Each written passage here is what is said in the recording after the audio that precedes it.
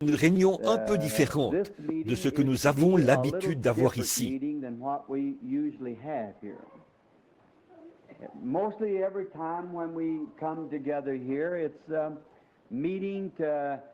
Presque chaque fois que nous nous rassemblons ici, c'est une réunion pour la guérison des malades et pour les besoins physiques. C'est là-dessus que l'accent est mis. Mais ce soir, nous avons commencé ce réveil pour la guérison de l'âme, l'esprit de l'homme. Toutefois, si le Seigneur le veut, dimanche matin, à l'école du dimanche matin, nous allons prier pour les malades et faire une ligne de guérison comme d'habitude, pour dimanche matin, si le Seigneur le veut. Et pour ces soirs de semaine, nous sentons un grand empressement de parler des choses éternelles pour l'âme. Maintenant, nous savons que quand un corps est guéri, ça nous rend tous heureux, parce que nous savons que ça montre de façon certaine que notre Dieu guérit les malades. Mais cette personne malade, s'ils vivent assez longtemps, il se peut qu'ils soient encore malades, peut-être de cette même maladie dont ils ont été guéris. Et ça n'enlève pas la guérison. Le médecin va donner un médicament contre la pneumonie. Il se peut que 2 jours plus tard, il meure d'une pneumonie. Une fois qu'il les a déclarés guéris, elle revient de nouveau. Mais quand cette âme est guérie, alors vous avez en vous la vie éternelle.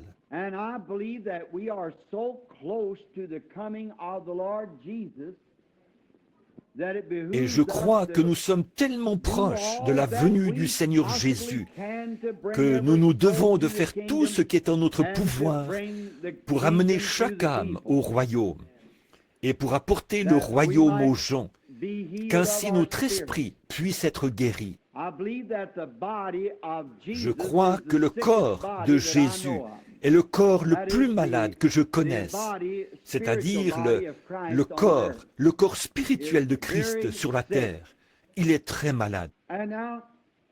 Et maintenant, nous n'avons pas l'intention de vous retenir trop longtemps chaque soir, parce que déjà le premier soir, nous n'avons pas assez de place pour asseoir nos très chers amis. Nous préparons la construction d'une nouvelle église, un grand tabernacle, ici même sur ce terrain, ou là où le Seigneur conduira.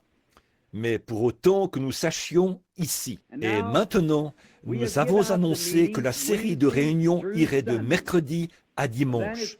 Mais là, le dimanche, la fin coïncide avec les vacances de Noël. Mes sœurs, quand le Seigneur nous dira d'arrêter, ce sera le moment de le faire. Nous ne savons pas exactement quels vont en être les résultats. Mais comme nous croyons que les gens du tabernacle ici et nos églises sœurs, c'est-à-dire l'une d'elles est le Holiness Tabernacle à Utica, dont frère Graham Snelling est le pasteur, et celle de New Albany, dont frère Juni Jackson est le pasteur, et aussi celle là-bas sur la route, dont frère Raddle est le pasteur.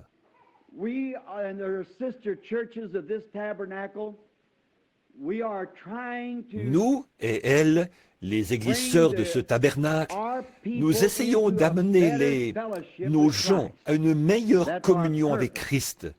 C'est là notre but. Alors j'ai choisi de lire et d'enseigner pour les quelques soirs qui vont suivre sur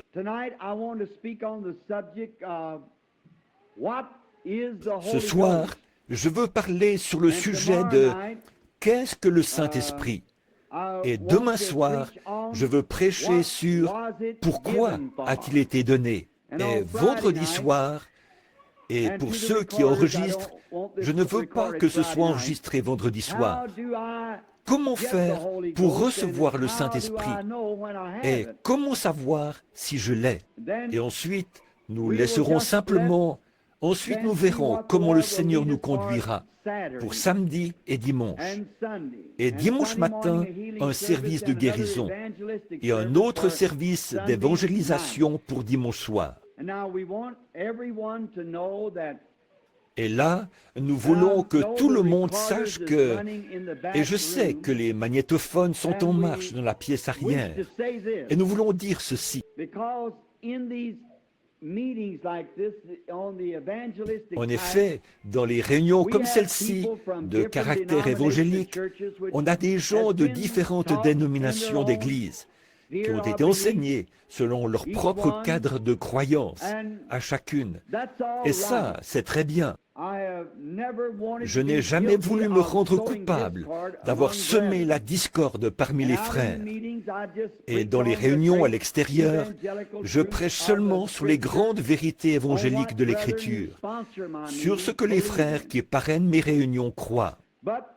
Mais ici, au tabernacle, je veux parler de ce que nous croyons.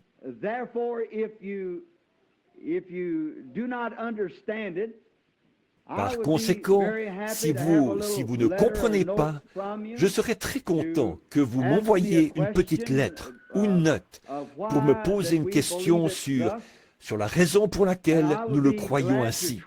Et il me fera plaisir d'essayer de l'expliquer de mon mieux. Vous savez, chaque église, si vous n'avez pas une doctrine, vous n'êtes pas une église. Vous devez avoir quelque chose que vous représentez, des principes que vous soutenez. Et peu importe la filiation ou la dénomination d'une personne, si cette personne est née de l'Esprit de Dieu, c'est mon frère ou ma sœur.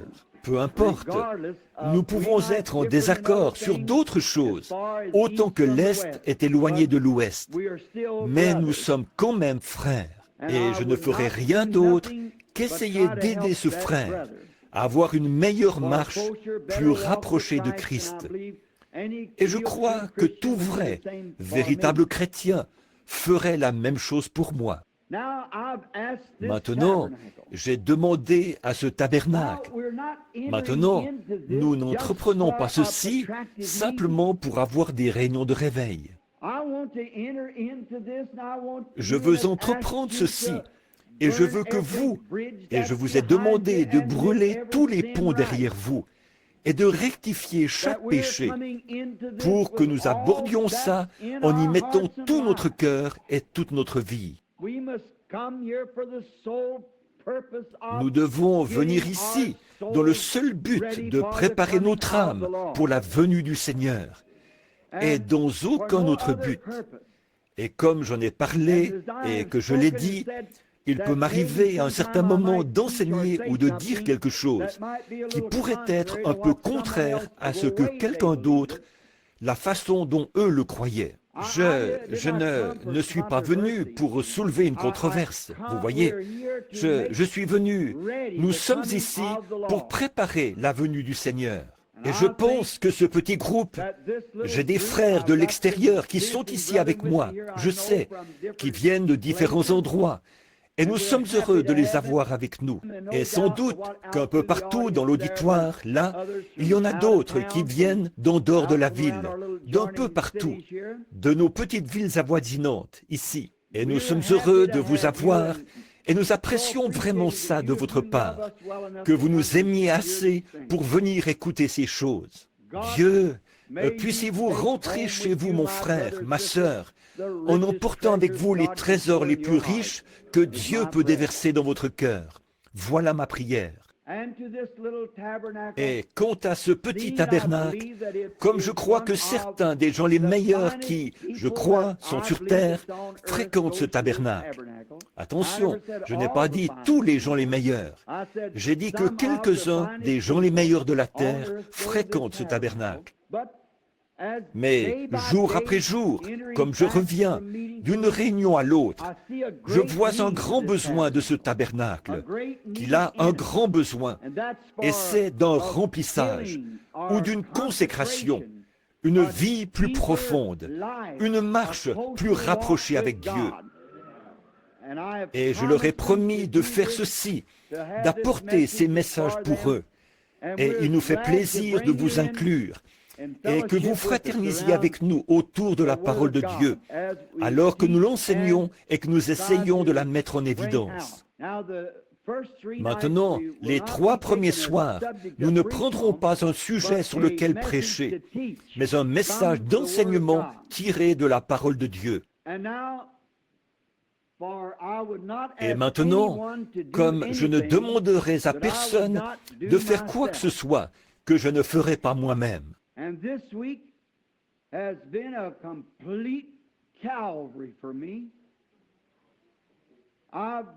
Et cette semaine a été un calvaire total pour moi. Il s'en est fallu de tellement peu que je perds de connaissance, comme je pourrais l'exprimer. J'en avais presque perdu l'esprit. Mais j'ai complètement abandonné toute volonté et, à ma connaissance, tout au Seigneur. L'autre soir, il devait être un peu après minuit. Mon épouse et moi, après être restés debout plus tard que d'habitude, à prier et à parler au Seigneur, d'un côté et de l'autre du petit tabouret dans notre salon.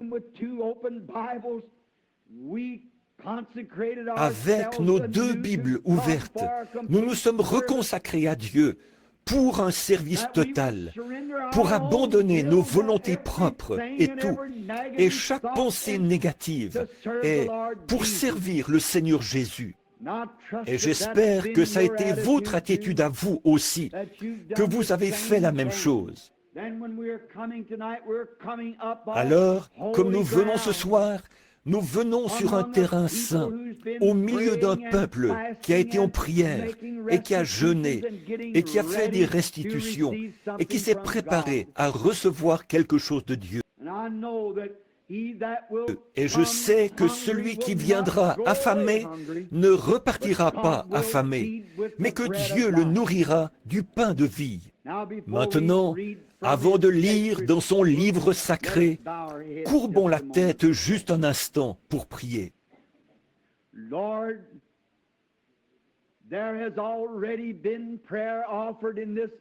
Seigneur, il y a déjà eu de la prière qui a été prononcée dans cet endroit ce soir. Il y a eu, les cantiques de Sion ont été chantés par tes enfants. Leurs cœurs se sont élevés.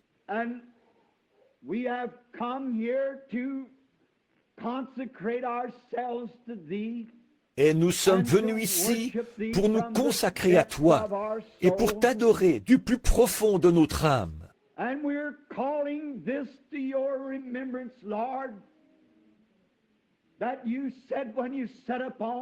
Et nous te rappelons ceci, Seigneur, c'est que tu as dit, quand tu étais assis sur la montagne et que tu enseignais tes disciples, heureux ceux qui ont faim et soif de la justice, car ils seront rassasiés.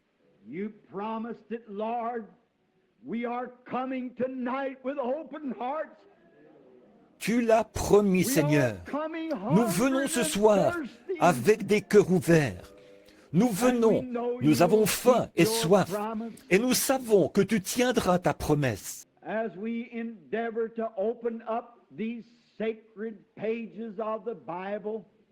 Alors que nous nous proposons d'ouvrir les pages sacrées de la Bible pour en lire le contenu, puisse le Saint-Esprit l'apporter à chaque cœur. Et que cette semence tombe dans une foi profonde et riche, qui produira chaque promesse que la parole a faite. Exauce-nous, Seigneur, et purifie-nous et éprouve-nous.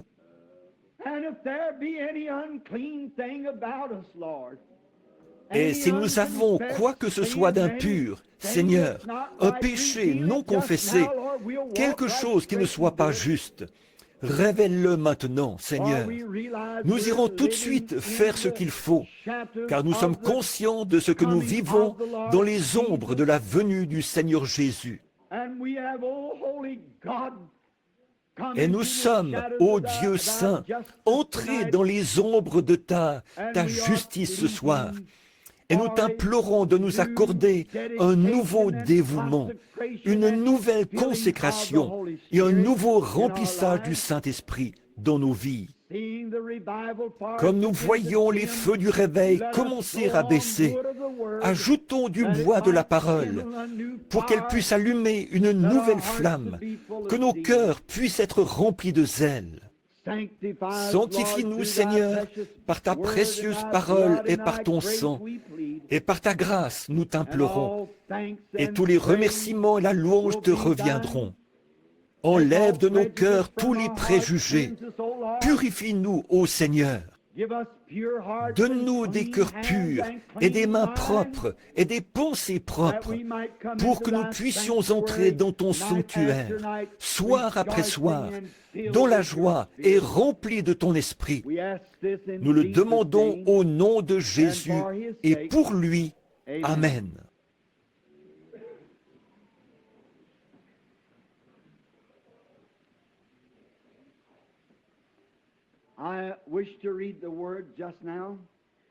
Je désire lire la parole maintenant. Et pendant que je vous ai demandé d'apporter vos Bibles, vos crayons, vos papiers pour les passages de l'Écriture, si vous le désirez, ce serait très bien.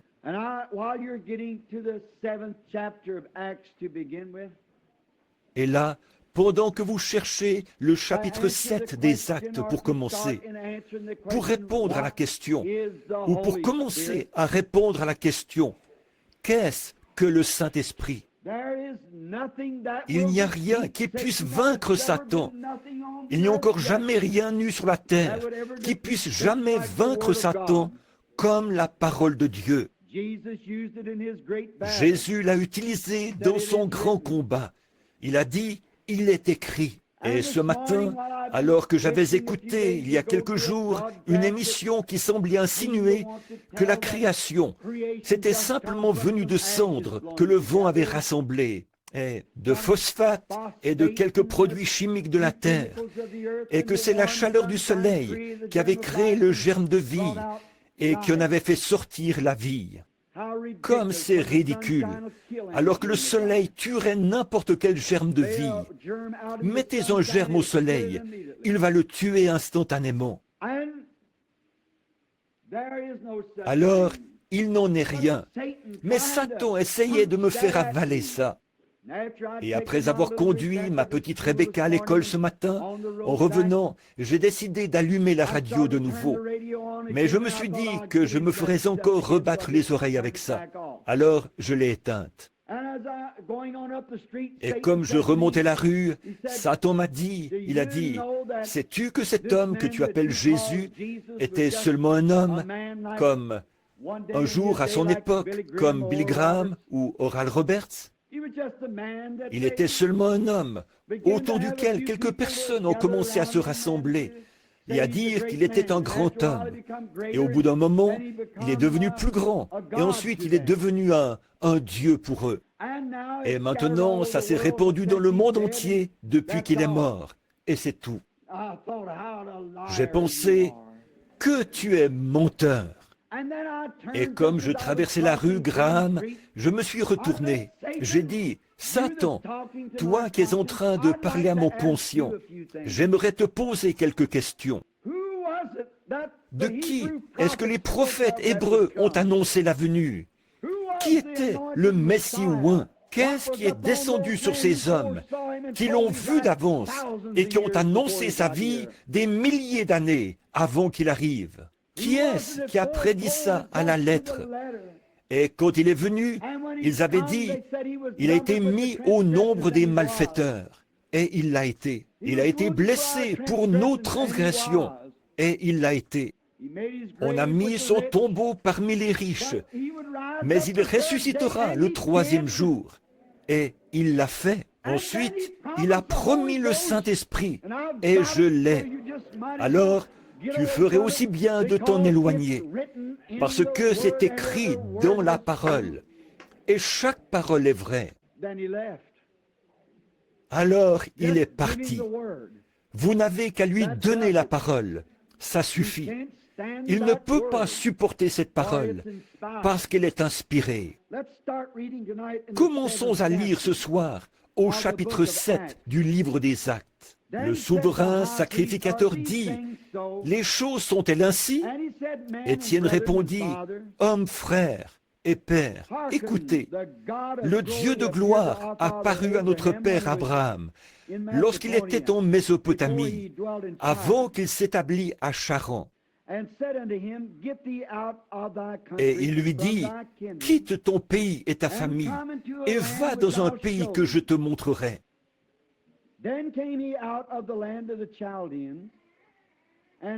Il sortit alors du pays des Chaldéens et s'établit à Charan. De là, après la mort de son père, Dieu le fit passer dans ce pays que vous habitez maintenant.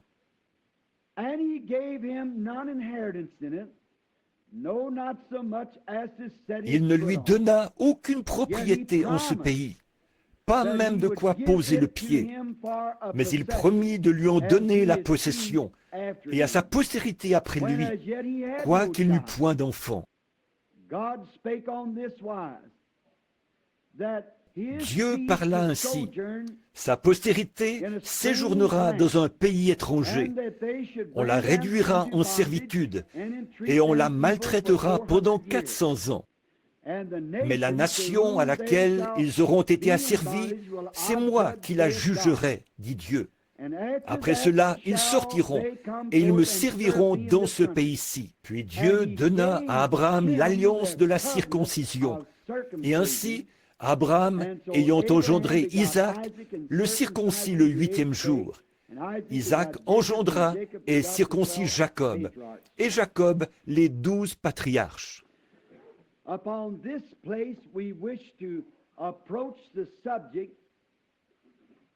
which I think is the outstanding subject of Sur today. ce, nous voulons aborder le sujet qui, je pense, est le sujet marquant d'aujourd'hui, de qu'est-ce que le Saint-Esprit? Qu'est-ce que c'est?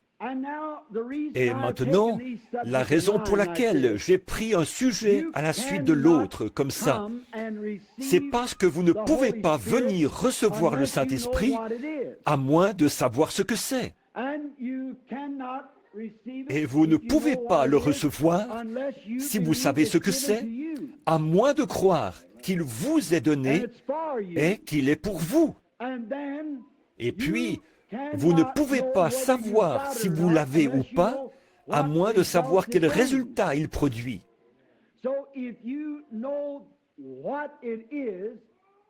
Donc, si vous savez ce que c'est et à qui il est destiné et quelle action il produit quand il vient, alors vous saurez ce que vous avez quand vous le recevrez. Voyez, comme ça, ce sera vraiment réglé. Comme, par exemple, je parlais à notre frère Jeffries aujourd'hui, et il disait, « J'aimerais être à la réunion ce soir, mais j'y serai demain soir. » Il n'était pas au courant que nous avions des réunions, parce que nous ne l'avions pas annoncé, seulement ici. Quelques-uns des frères Léo et les autres ont écrit à quelques-uns de nos amis pour leur dire, d'en dehors, « Eh bien, parce que nous n'avions pas assez de place. » Et donc, j'ai dit, frère Jeffries, si vous m'envoyez mettre un de vos puits de pétrole en marche, et que je ne connaisse rien là-dedans, je le ferai probablement sauter. Je tournerai peut-être la mauvaise clé, ou bien je mettrai le mauvais moteur en marche. Il faudrait que je sache comment faire avant de le faire. Et c'est pareil pour ce qui est de recevoir le Saint-Esprit. Vous devez savoir ce que vous venez chercher et comment le recevoir et ce qu'il est. Bon, d'abord, le Saint-Esprit a été promis.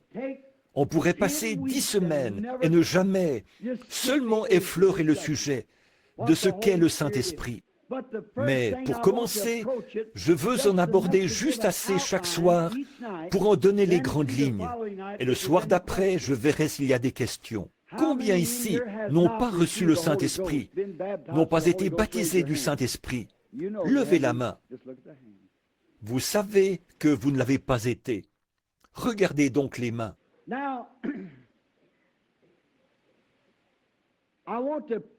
Maintenant, je veux en parler, parler du Saint-Esprit en tant que signe, parce qu'il est un signe. We realize that all promises is given to us by Abraham. Nous comprenons bien que toutes les promesses nous sont données par Abraham, était le père de la promesse, parce que Dieu a donné la promesse à Abraham et à sa postérité après lui.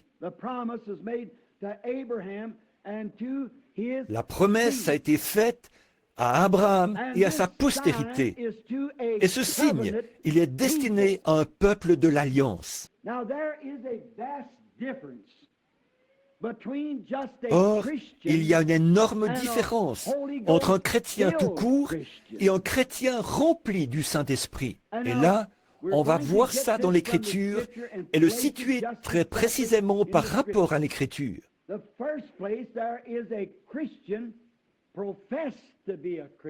Pour commencer, il y a le chrétien qui fait profession d'être chrétien. Mais si ce chrétien n'a pas encore été rempli du Saint-Esprit, il est seulement en voie de devenir un chrétien. Voyez? Il fait profession de le croire. Il s'efforce d'y parvenir. Mais Dieu ne lui a pas encore donné cet esprit du Saint-Esprit. Il n'en est pas encore arrivé à ce but avec Dieu que Dieu l'ait reconnu. En effet, Dieu a fait une alliance avec Abraham après qu'il a appelé Abraham, ce qui est un type de l'appel du croyant aujourd'hui.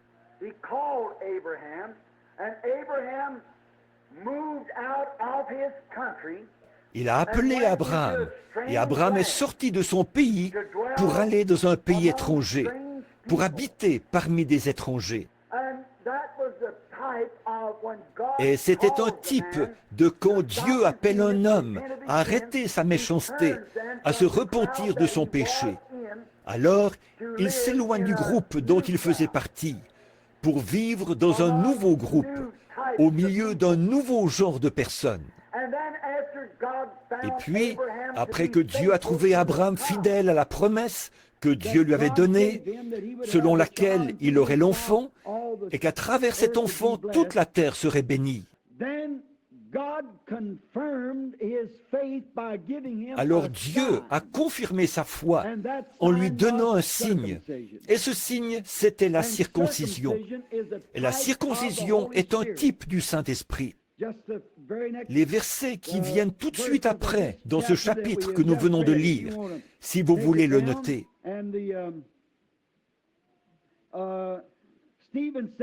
Et Étienne a dit au verset 51, « Coup raide, un circoncis du cœur et d'oreille.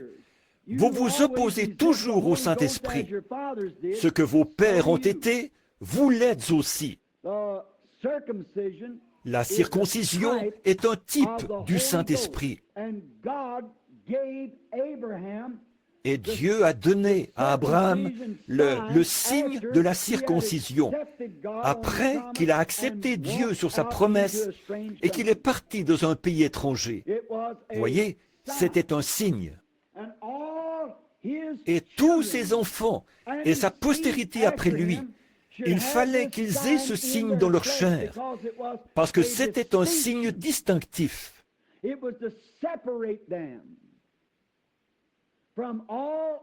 Il servait à les distinguer de tous les autres peuples, ce signe de la circoncision.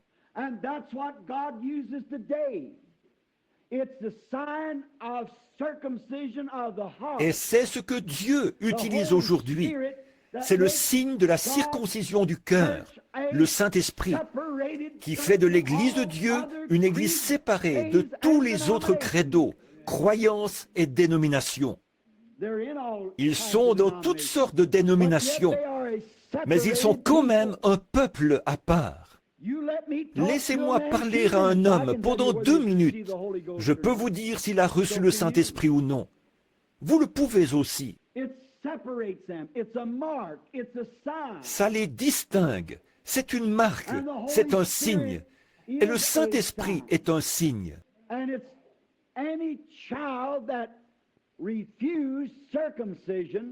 Et c'est dans l'Ancien Testament, tout enfant qui refusait la circoncision, et elle préfigurait le Saint-Esprit, était retranché du milieu du peuple. Il ne pouvait pas avoir de communion avec le reste de l'Assemblée s'il refusait d'être circoncis. Maintenant, appliquez ça aujourd'hui. Une personne qui refuse de recevoir le baptême du Saint-Esprit ne peut avoir aucune communion au milieu de ceux qui ont le Saint-Esprit. Vous ne pouvez pas, c'est tout. Vous devez être d'une nature. C'est comme ma mère, là, avait l'habitude de dire « Qui se ressemble, s'assemble ». Eh bien, c'est un vieux proverbe, mais c'en est un vrai. Les colombes et les corbeaux, vous ne les voyez pas fraterniser ensemble. Ils ont une alimentation différente. Ils ont des habitudes différentes. Ils ont des désirs différents. Et c'est pareil entre le monde et un chrétien. Quand vous avez été circoncis par le Saint-Esprit, ce qui veut dire retrancher une chair. La circoncision ne pouvait être faite qu'au mâle. Mais si la femme était mariée à un homme, elle faisait partie de lui. Elle était circoncise avec lui. Vous vous souvenez dans Timothée où il est dit là, « Elle sera néanmoins sauvée en devenant mère, si elle persévère avec toute modestie dans la foi et dans la sainteté. » Maintenant, la circoncision. Vous savez, quand Sarah a ri dans la tente derrière elle du message de l'ange, quand il avait dit « Abraham », sans savoir qui c'était, un étranger, « Où est ta femme Sarah ?» Comment savait-il qu'il avait une femme? Comme Jésus l'a dit, ce qui arriva du temps de Lot arrivera de même à la venue du Fils de l'homme. Souvenez-vous, ces signes n'ont pas été accomplis là-bas, à Sodome et Gomorrhe, dans le monde, au milieu des faux religieux. Mais c'était pour les élus, les appeler à sortir. Et Abraham avait été appelé à sortir. Et le mot Église, ça veut dire appeler à sortir, les séparer, comme Abraham qui s'était séparé et avait été circoncis.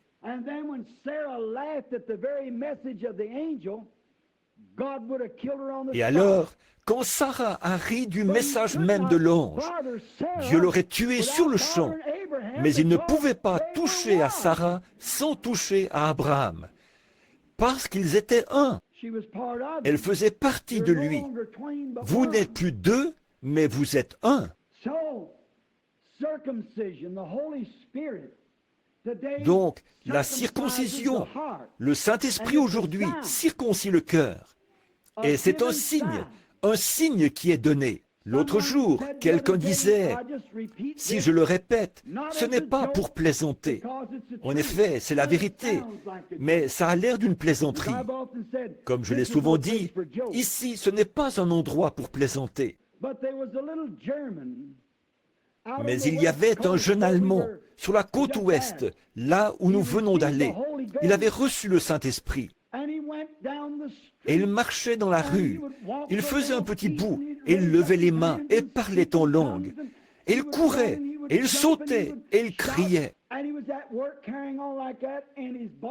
Et au travail, comme il se conduisait de cette manière bizarre, son patron lui a dit, « Où est-ce que tu es allé ?» J'aime ces lieux où tu es allé. Il a dit, tu dois être allé au milieu de cette bande de cinglés.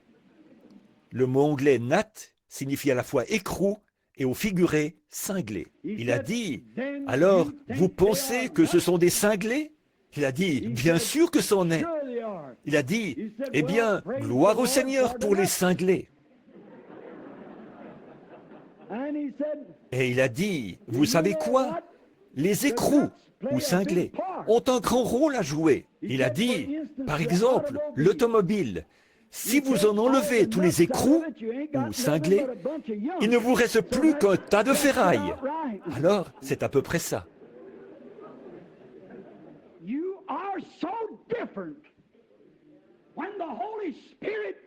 Vous êtes tellement différents quand le Saint-Esprit vient sur vous, que l'esprit de ce monde ne vous aime pas. Et ils sont contre vous et ne veulent rien avoir à faire avec vous du tout.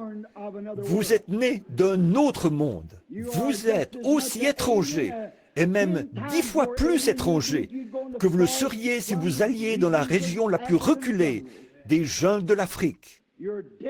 Vous êtes différents quand le Saint-Esprit vient, et c'est un signe, c'est une marque au milieu des gens. Là, vous dites, alors, frère Branham, ce signe de la circoncision a été donné à Abraham. C'est vrai. Et à sa postérité. Oui. Très bien. Maintenant, nous allons prendre dans Galates, au chapitre 3, le verset 29, pour voir comment ça peut s'appliquer à nous. Galates 3, 29. Juste pour voir comment cette circoncision peut s'appliquer à quelqu'un des nations. Si nous sommes des nations, et nous le sommes, par notre naissance naturelle. Bon, d'abord, je veux lire le verset 16. Or, la promesse ont été faites à Abraham et à sa postérité. Abraham est sa postérité. Il n'a pas été dit « et aux postérités ». N'importe quelle sorte de dire « Oh, moi aussi, je suis les postérités d'Abraham ». Non, à une postérité, la postérité d'Abraham, pas aux postérités, comme s'il s'agissait de plusieurs, mais en tant qu'il s'agit d'une seule, et à eux et à ta postérité, c'est-à-dire à Christ. Christ était la postérité d'Abraham. Est-ce que vous le croyez? Très bien. Maintenant, prenons les versets 28 et 29. Il n'y a plus ni juif, ni grec. Il n'y a pas non plus ni esclave, ni libre. Il n'y a pas non plus ni homme, ni femme. Car tous, nous sommes un en Jésus-Christ. Et si vous êtes à Christ, vous êtes donc la postérité d'Abraham, héritier selon la promesse. Comment devenons-nous la postérité d'Abraham? En étant en Christ, alors nous sommes la postérité d'Abraham. Et la postérité d'Abraham, c'était quoi? Pour ça, on pourrait continuer dans Romains 4 et à différents endroits. Abraham, ce n'est pas une fois qu'il était circoncis qu'il a reçu la promesse. Pour montrer que la circoncision n'était qu'un type, il a reçu la promesse avant d'être circoncis. Et c'était un type pour reconnaître sa foi qu'il avait avant d'être circoncis.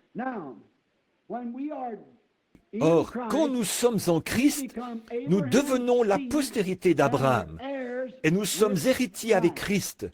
Donc, peu importe qui nous sommes, juifs ou des nations. Et la postérité d'Abraham possède la foi d'Abraham, qui prend Dieu au mot. Peu importe combien ça peut sembler ridicule, de quelle façon étrange vous pouvez agir, combien ça peut faire de vous quelqu'un de bizarre, vous prenez Dieu au mot, quoi qu'il en soit. Abraham qui avait 75 ans, avec Sarah qui en avait 65, il a pris Dieu au mot. Et il appelait tout ce qui était contraire comme si ça n'existait pas. Qu'est-ce que vous pensez que les médecins se sont dit en ce jour-là? Qu'est-ce que vous pensez que les gens se sont dit quand ils ont vu un vieillard de 75 ans qui se promenait en louant Dieu?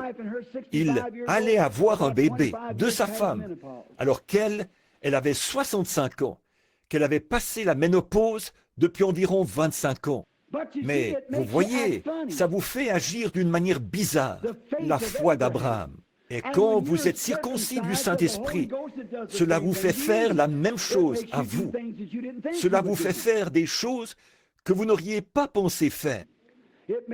Cela vous fait prendre la promesse de Dieu et croire Dieu.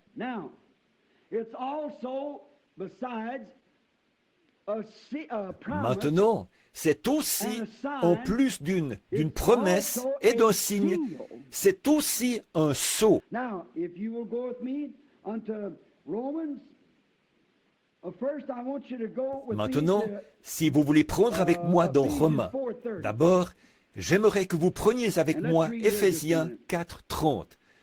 Et on va lire ici, juste un instant.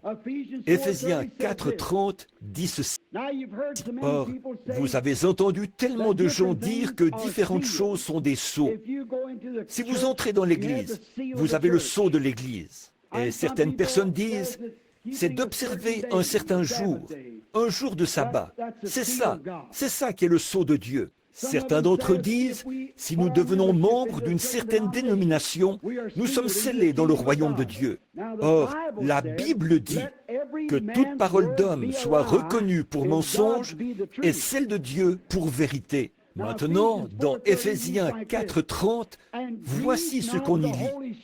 N'attristez pas le Saint-Esprit de Dieu par lequel vous avez été scellés pour le jour de la rédemption. Là, il va falloir que je me fasse un peu plus énergique ici, rendre ça clair. Maintenant, vous, les frères légalistes, tenez-vous tranquilles pendant un petit moment. Voyez, Did you notice how long that seal lasts? avez-vous remarqué combien de temps il dure, ce Not sceau? to the next revival. Pas jusqu'au prochain réveil, Until the next jusqu'à la time prochaine something fois goes que wrong. quelque chose ira de travers, Until jusqu'au the jour day de of votre your rédemption. Voilà pour combien de temps vous êtes scellés, jusqu'au jour de votre rédemption, quand vous serez rachetés pour monter être avec Dieu. Voilà pour combien de temps le Saint-Esprit vous scelle. Ce n'est pas de réveil en réveil, mais d'éternité en éternité, que vous êtes scellés par le Saint-Esprit. Voilà ce qu'est le Saint-Esprit. C'est le sceau de Dieu qui montre qu'il a trouvé, que vous avez trouvé grâce à ses yeux, et qu'il vous aime, et qu'il vous croit, et qu'il a mis son sceau sur vous. Qu'est-ce qu'un sceau? Quelqu'un. Eh bien, un sceau, ça indique, ou ça veut dire une œuvre achevée. Amen. Dieu vous a sauvé, vous a sanctifié, vous a nettoyé, a trouvé grâce auprès de vous, et vous a scellé. Il a terminé. Vous êtes son produit jusqu'au jour de votre rédemption. Scellé, c'est quelque chose de terminé. Qu'est-ce que le Saint-Esprit? C'est un signe. Nous allons voir ça un peu plus tard, dans un autre message. Le signe dont Paul a parlé. Les langues, qui étaient un signe pour les croyants, ou pour les incroyants. Bon, remarquez, mais ici, le Saint-Esprit est un signe. Je veux dire, et le Saint-Esprit est un sceau. C'est un signe que Dieu a donné à ses enfants qu'il a choisis. Le rejeter, c'est être retranché du peuple.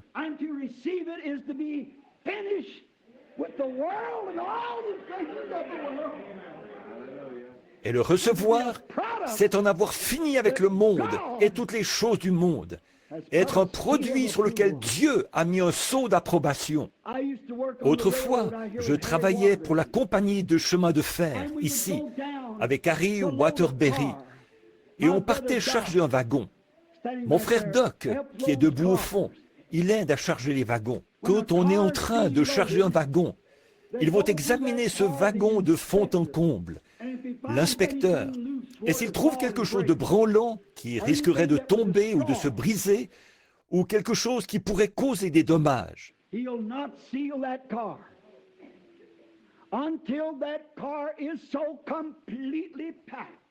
ne scellera pas ce wagon tant que tout dans ce wagon ne sera pas empilé comme il faut, tellement bien tassé et bien disposé en ordre, que les secousses du voyage ne feront pas de mal au produit qui est à l'intérieur. S'il n'y a pas beaucoup de scellement parmi nous, c'est à cause de ça. Il y a trop de laisser-aller en nous. Quand l'inspecteur fait son examen, qu'il inspecte votre vie pour voir s'il n'y a pas un peu de laisser-aller chez vous, un peu de laisser-aller dans votre vie de prière, un peu de laisser-aller quant à ce tempérament colérique, un peu de laisser-aller quant à cette langue. pour parler des autres. Il ne scellera jamais le wagon. Des habitudes sales, des choses dégoûtantes, des pensées vulgaires. Il ne peut pas sceller le wagon.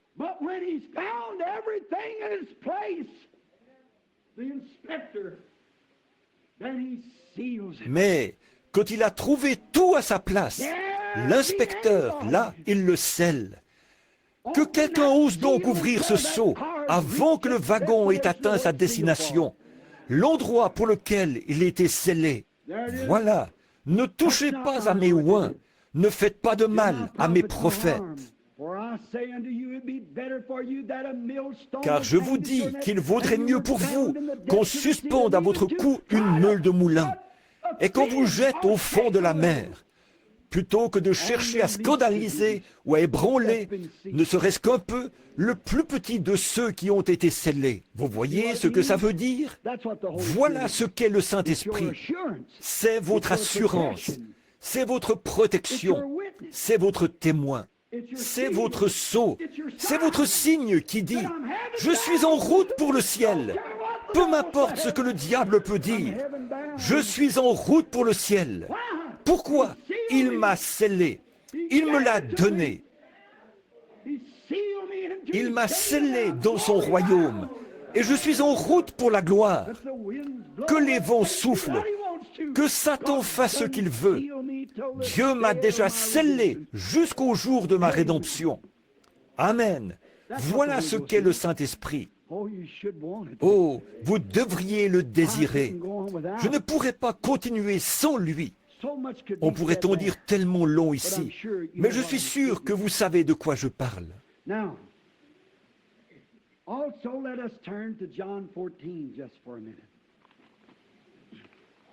Maintenant, prenons aussi Jean 14, juste un instant. J'aime tellement la parole. Elle est la vérité. The Spirit of God, the Holy Ghost, what is the Holy Ghost? Maintenant, l'Esprit de Dieu, le Saint-Esprit. Qu'est-ce que le Saint-Esprit? C'est l'Esprit de Christ en vous. Là, avant que nous lisions, j'aimerais juste donner quelques mots de commentaire ici. Qu'est-ce que le Saint-Esprit? C'est un sceau. Qu'est-ce que le Saint-Esprit? C'est une alliance. Qu'est-ce que le Saint-Esprit? C'est un signe. Qu'est-ce que le Saint-Esprit alors? C'est l'Esprit de Jésus-Christ en vous. Voyez? Un peu de temps, a dit Jésus, et le monde ne me verra plus. Mais vous, vous me verrez, car je serai avec vous et même en vous jusqu'à la fin du monde. L'Esprit de Dieu dans son Église. Pourquoi faire? Pourquoi est-ce qu'il a fait ça? Là, j'empiète un peu sur le sujet de demain soir. Mais pourquoi est-ce qu'il a fait ça? Pourquoi est-ce que le Saint-Esprit... Pourquoi est-ce qu'il est venu? Pourquoi est-ce qu'il est venu en vous? Pourquoi est-ce qu'il est venu en moi? C'était pour poursuivre les œuvres de Dieu. Je fais toujours ce qui est agréable à mon Père. Je viens non pas pour faire ma propre volonté, mais celle du Père qui m'a envoyé. Et le Père qui m'a envoyé est avec moi. Et comme mon Père m'a envoyé, moi aussi, je vous envoie. Oh là là! Le Père qui l'a envoyé, il était en lui. Le Père qui a envoyé Jésus, il est venu en lui, il agissait à travers lui. Le Jésus qui vous envoie, il va avec vous et il est en vous. Et si cet esprit qui vivait en Jésus-Christ lui a fait faire ce qu'il a fait et l'a fait agir comme il l'a fait, ça vous donne une idée générale de ce qu'il fera quand il sera en vous. Parce que cette vie ne peut pas changer. Elle va passer d'un corps à l'autre, mais elle ne peut pas changer de nature, car c'est Dieu. Bon, dans Jean 14, lisons donc un petit bout, en commençant au verset 10. Crois-tu que je suis dans le Père et que le Père est en moi? Les œuvres, les paroles que je vous dis, je ne les dis pas de moi-même. Et le Père qui demeure en moi, c'est lui qui fait les œuvres. Pensez à ça. Bon, croyez-moi, je suis dans le Père et le Père est en moi. Croyez du moins à cause de ses œuvres. En vérité, je vous le dis, celui qui croit en moi fera aussi les œuvres que je fais. Et il en fera de plus grandes parce que je m'en vais à mon Père. Vous voyez, n'est-ce pas? Vous voyez comment il a dit, là? Maintenant, regardez, ici, à quoi on en arrive. Je vais en lire encore un bout. On va lire à peu près jusqu'au verset 20. Et tout ce que vous demanderez en... Voyons, j'avais le... Oui, bien. Et tout ce que vous demanderez en mon nom, je le ferai, afin que le Père soit glorifié dans le Fils. Si vous demandez quelque chose en mon nom, je le ferai. Si vous m'aimez, gardez mes commandements. Et moi, je prierai le Père. Remarquez bien là. Et il vous donnera un autre consolateur, afin qu'il demeure éternellement avec vous.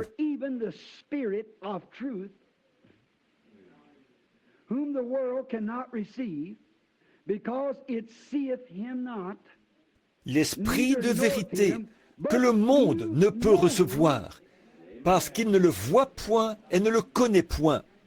Mais vous, vous le connaissez, car il demeure avec vous et il sera en vous.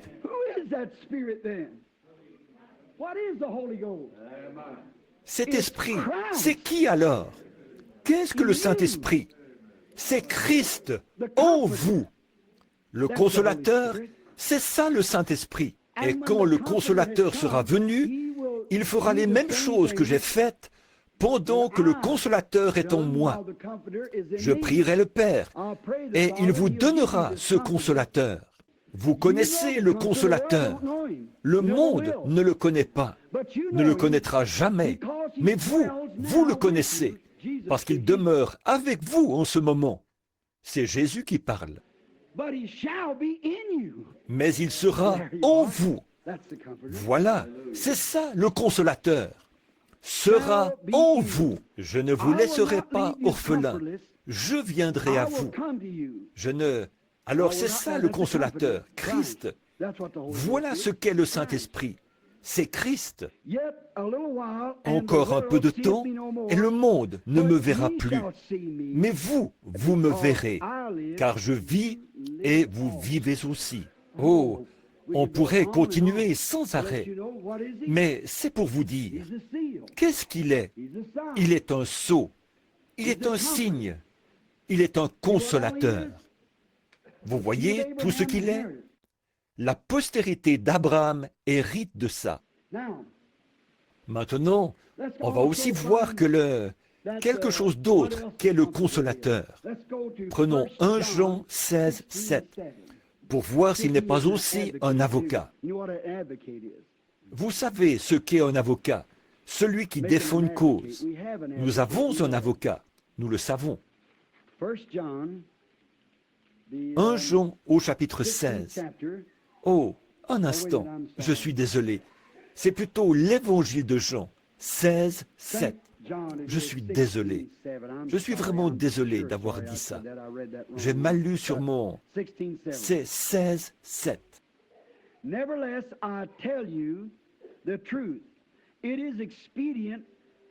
Cependant, je vous dis la vérité. Il vous est avantageux que je m'en aille. Car si je ne m'en vais pas, le consolateur ne viendra pas vers vous. Mais si je m'en vais, je vous l'enverrai. Et quand il sera venu, il convaincra le monde en ce qui concerne le péché, la justice et le jugement. En ce qui concerne le péché, parce qu'il ne croit pas en moi, la justice, parce que je vais à mon Père et que vous ne me verrez plus, le jugement, parce que le prince de ce monde est jugé. Oh là là! Maintenant, l'avocat, qui se trouve dans 1 Jean 2, 12. Maintenant, lisons ça un instant. 1 Jean 2, 12. excusez-moi, 1 Jean 1 et 2 plutôt. Je les ai notés ici. 1 Jean 2, 1 à 2. Mes petits enfants, je vous écris ces choses afin que vous ne péchiez point. Et si quelqu'un a péché, nous avons un avocat auprès du Père, Jésus-Christ le juste. Qui est l'avocat? Jésus-Christ le juste. Il est lui-même une victime propitiatoire pour nos péchés, non seulement pour les nôtres, mais aussi pour ceux du monde entier. Qu'est-ce que le Saint-Esprit? C'est un avocat. Que fait un? Qu'est-ce qu'un avocat? Qu'est-ce qu'il fait? Il défend une cause. Il fait miséricorde. Il prend votre place. Il fait des choses que vous ne pouvez pas faire. Il est une victime propitiatoire pour vos péchés. Il est votre justice. Il est votre guérison. Il est votre vie. Il est votre résurrection. Il est tout ce que Dieu a pour vous. Il est un avocat. Nous pourrions vraiment entrer dans les détails là et développer ça, voir de quelle manière il intercède à cause de notre ignorance. Parfois, quand on a le Saint-Esprit et par ignorance, on fait un faux pas et on se retrouve dans quelque chose. Le Saint-Esprit est là pour défendre notre cause. Il est notre avocat. Il est notre représentant. Il se tient là et il plaide pour nous. Nous ne plaidons pas pour nous-mêmes, parce que le Saint-Esprit en nous plaide pour nous. C'est le Saint-Esprit qui vous donne de vous exprimer, parfois avec des mots que vous ne comprenez pas, et il intercède pour nous. Voilà ce qu'est le Saint-Esprit. Quand je me retrouve des deux pieds dans quelque chose, je marche comme un petit enfant. Vous marchez comme un petit enfant. Nous marchons dans un monde de ténèbres, rempli d'ennemis, rempli de péchés, rempli de pièges, rempli de tout. Vous dites, « Oh, j'ai peur. La vie chrétienne, ça me fait peur. J'ai peur de ceci. J'ai peur de faire ceci. »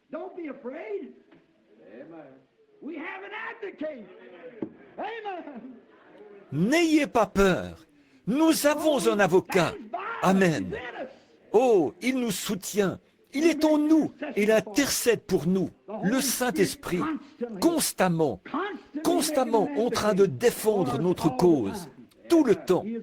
Il est notre avocat. Oh, comme nous remercions Dieu pour ça. Un sceau, un signe, l'Esprit de vie, le Dieu du ciel, le consolateur, la vie, l'avocat, tout ce qu'il est. Oh là là, on pourrait continuer là-dessus pendant des heures. Maintenant, nous allons parler d'autre chose pour un instant.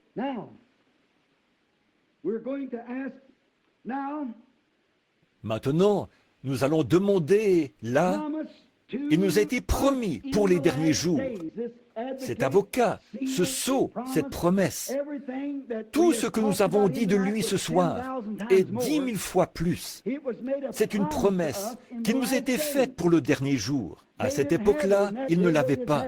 Ils avaient seulement un sceau dans leur chair, comme gage et comme signe, en croyant qu'il allait venir. Et ils marchaient par l'ombre de la loi. Alors, ils étaient circoncis dans la chair. Aujourd'hui, nous ne marchons pas par l'ombre de la loi. Nous marchons par la puissance de la résurrection. Nous marchons par la puissance de l'Esprit, qui est notre vrai sceau, notre vrai avocat, notre vrai consolateur, notre vrai signe que nous sommes nés d'en haut. Des gens singuliers, étranges, qui agissent d'une manière bizarre, qui prennent Dieu au mot, qui appellent tout le reste faux. La parole de Dieu est vraie. Voilà, oh là là, voilà ce qu'est le Saint-Esprit. Le voulez-vous? Vous aimeriez l'avoir, n'est-ce pas? Voyons s'il a été promis. Maintenant, revenons à Ésaïe, au livre d'Ésaïe. Prenons le chapitre 28 d'Ésaïe. Là, nous prenons Ésaïe 28 et nous allons commencer autour du... Prenons le verset 8 pour voir ce qu'Ésaïe a dit 712 ans avant qu'il arrive. On pourrait en dire long là-dessus, revenir en arrière, jusqu'au tout début. Mais on va simplement commencer ici et on va voir s'il a été promis à l'Église. Quel jour devait-il venir? Dans les derniers jours, quand il y aurait de la corruption. Maintenant, souvenez-vous, le mot est au pluriel. Les jours, les 2 derniers jours, les derniers 2000 ans.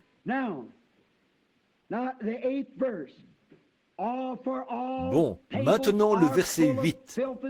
Toutes les tables sont pleines d'ordures. Il n'y a plus de place propre. Cherchez un peu partout aujourd'hui pour en trouver une. Regardez autour de vous et voyez si nous ne sommes pas dans ce jour-là. Toutes les tables. Oh, ils vont au souper du Seigneur. Et pour commencer, sur le plan matériel, ils prennent un bout de pain blanc ou des biscuits salés. Ils mettent ça en morceaux pour faire la communion. Alors que c'est censé être fait par les mains de quelqu'un qui a le Saint-Esprit et avec du pain sans levain. Christ n'est pas sale et souillé, et ça le représente. Autre chose, il la donne à des gens qui boivent, qui mentent, qui volent, qui fument, qui chiquent, n'importe quoi, pourvu qu'ils soient membres de l'Église. Loin de là, si jamais un homme la prend, quand nous la mangeons ici, il respire et boit un jugement contre lui-même, parce qu'il ne discerne pas le corps du Seigneur. S'il ne mène pas la vie qu'il faut, qu'il s'en tienne éloigné. Et si vous ne la prenez pas, ça montre que vous n'avez pas la conscience tranquille. Celui qui ne mange pas n'a pas de part avec moi, a dit Jésus. Mais toutes les tables du Seigneur se sont remplies de souillures. Il n'y a pas une seule place qui soit propre. Écoutez, si ce n'est pas le tableau d'aujourd'hui, ça. À qui veut-on enseigner la sagesse? À qui veut-on donner des leçons? Qui comprendra la sagesse? À qui peut-on donner des leçons? Eh bien, Dieu soit béni, je suis presbytérien, je suis méthodiste, je suis pentecôtiste, je suis nazaréen, je suis pèlerin de la sainteté. Ça ne veut absolument rien dire pour Dieu, ça. Une autre table, c'est tout. À qui ferais-je connaître des leçons? Quelle sorte de leçons? Méthodiste, baptiste, presbytérienne, pentecôtiste? Les leçons de la Bible. À qui ferais-je connaître des leçons? Comment savoir si vous l'avez? On va voir ça vendredi soir, voyez? À qui ferais-je connaître des leçons? Remarquez bien là. Est-ce à des enfants qui viennent d'être sevrés, qui viennent de quitter la mamelle?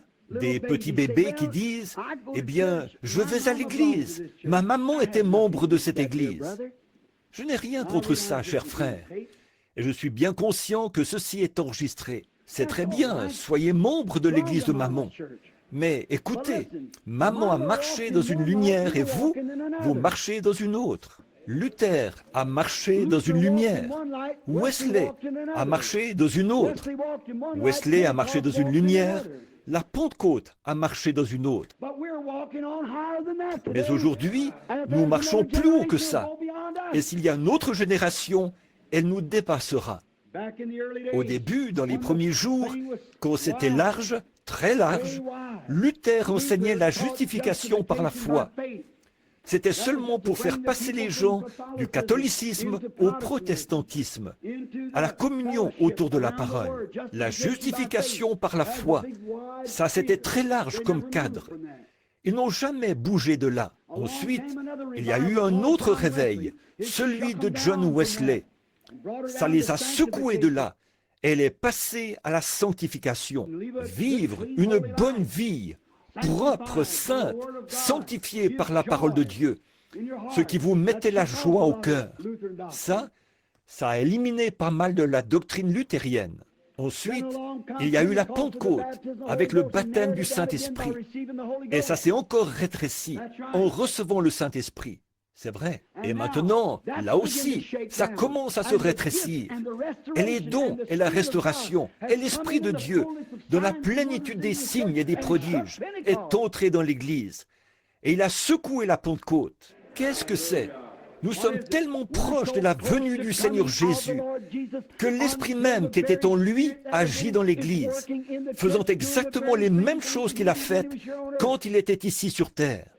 On n'a jamais eu ça nulle part, depuis l'époque des apôtres jusqu'à cette époque-ci. Pourquoi? Vous voyez, c'est large. Ça rétrécit, ça rétrécit, ça rétrécit. Qu'est-ce que c'est? C'est comme votre main qui s'approche de son ombre. Le négatif, le négatif, le négatif. Mais qu'est-ce que c'est? C'est un reflet. Luther, c'était quoi? Un reflet de Christ. Wesley, c'était quoi? Un reflet de Christ. Regardez, l'âge de Billy Sunday vient de se terminer. L'autre jour, le vieux docteur Whitney, qui a enseigné ici même à cette chaire, le dernier de l'ancienne école, il est mort, à environ 90 ans, je pense. Billy Sunday était un revivaliste des églises dénominationnelles de son temps. Il n'y allait pas de main morte. Il se tenait là et il criait « Vous, les méthodistes, venez, avancez-vous tous dans l'allée de Sciure, les prédicateurs et tout. Vous, les baptistes, venez, avancez-vous tous dans l'allée de Sciure. Vous, les presbytériens. » Il n'y allait pas de main morte.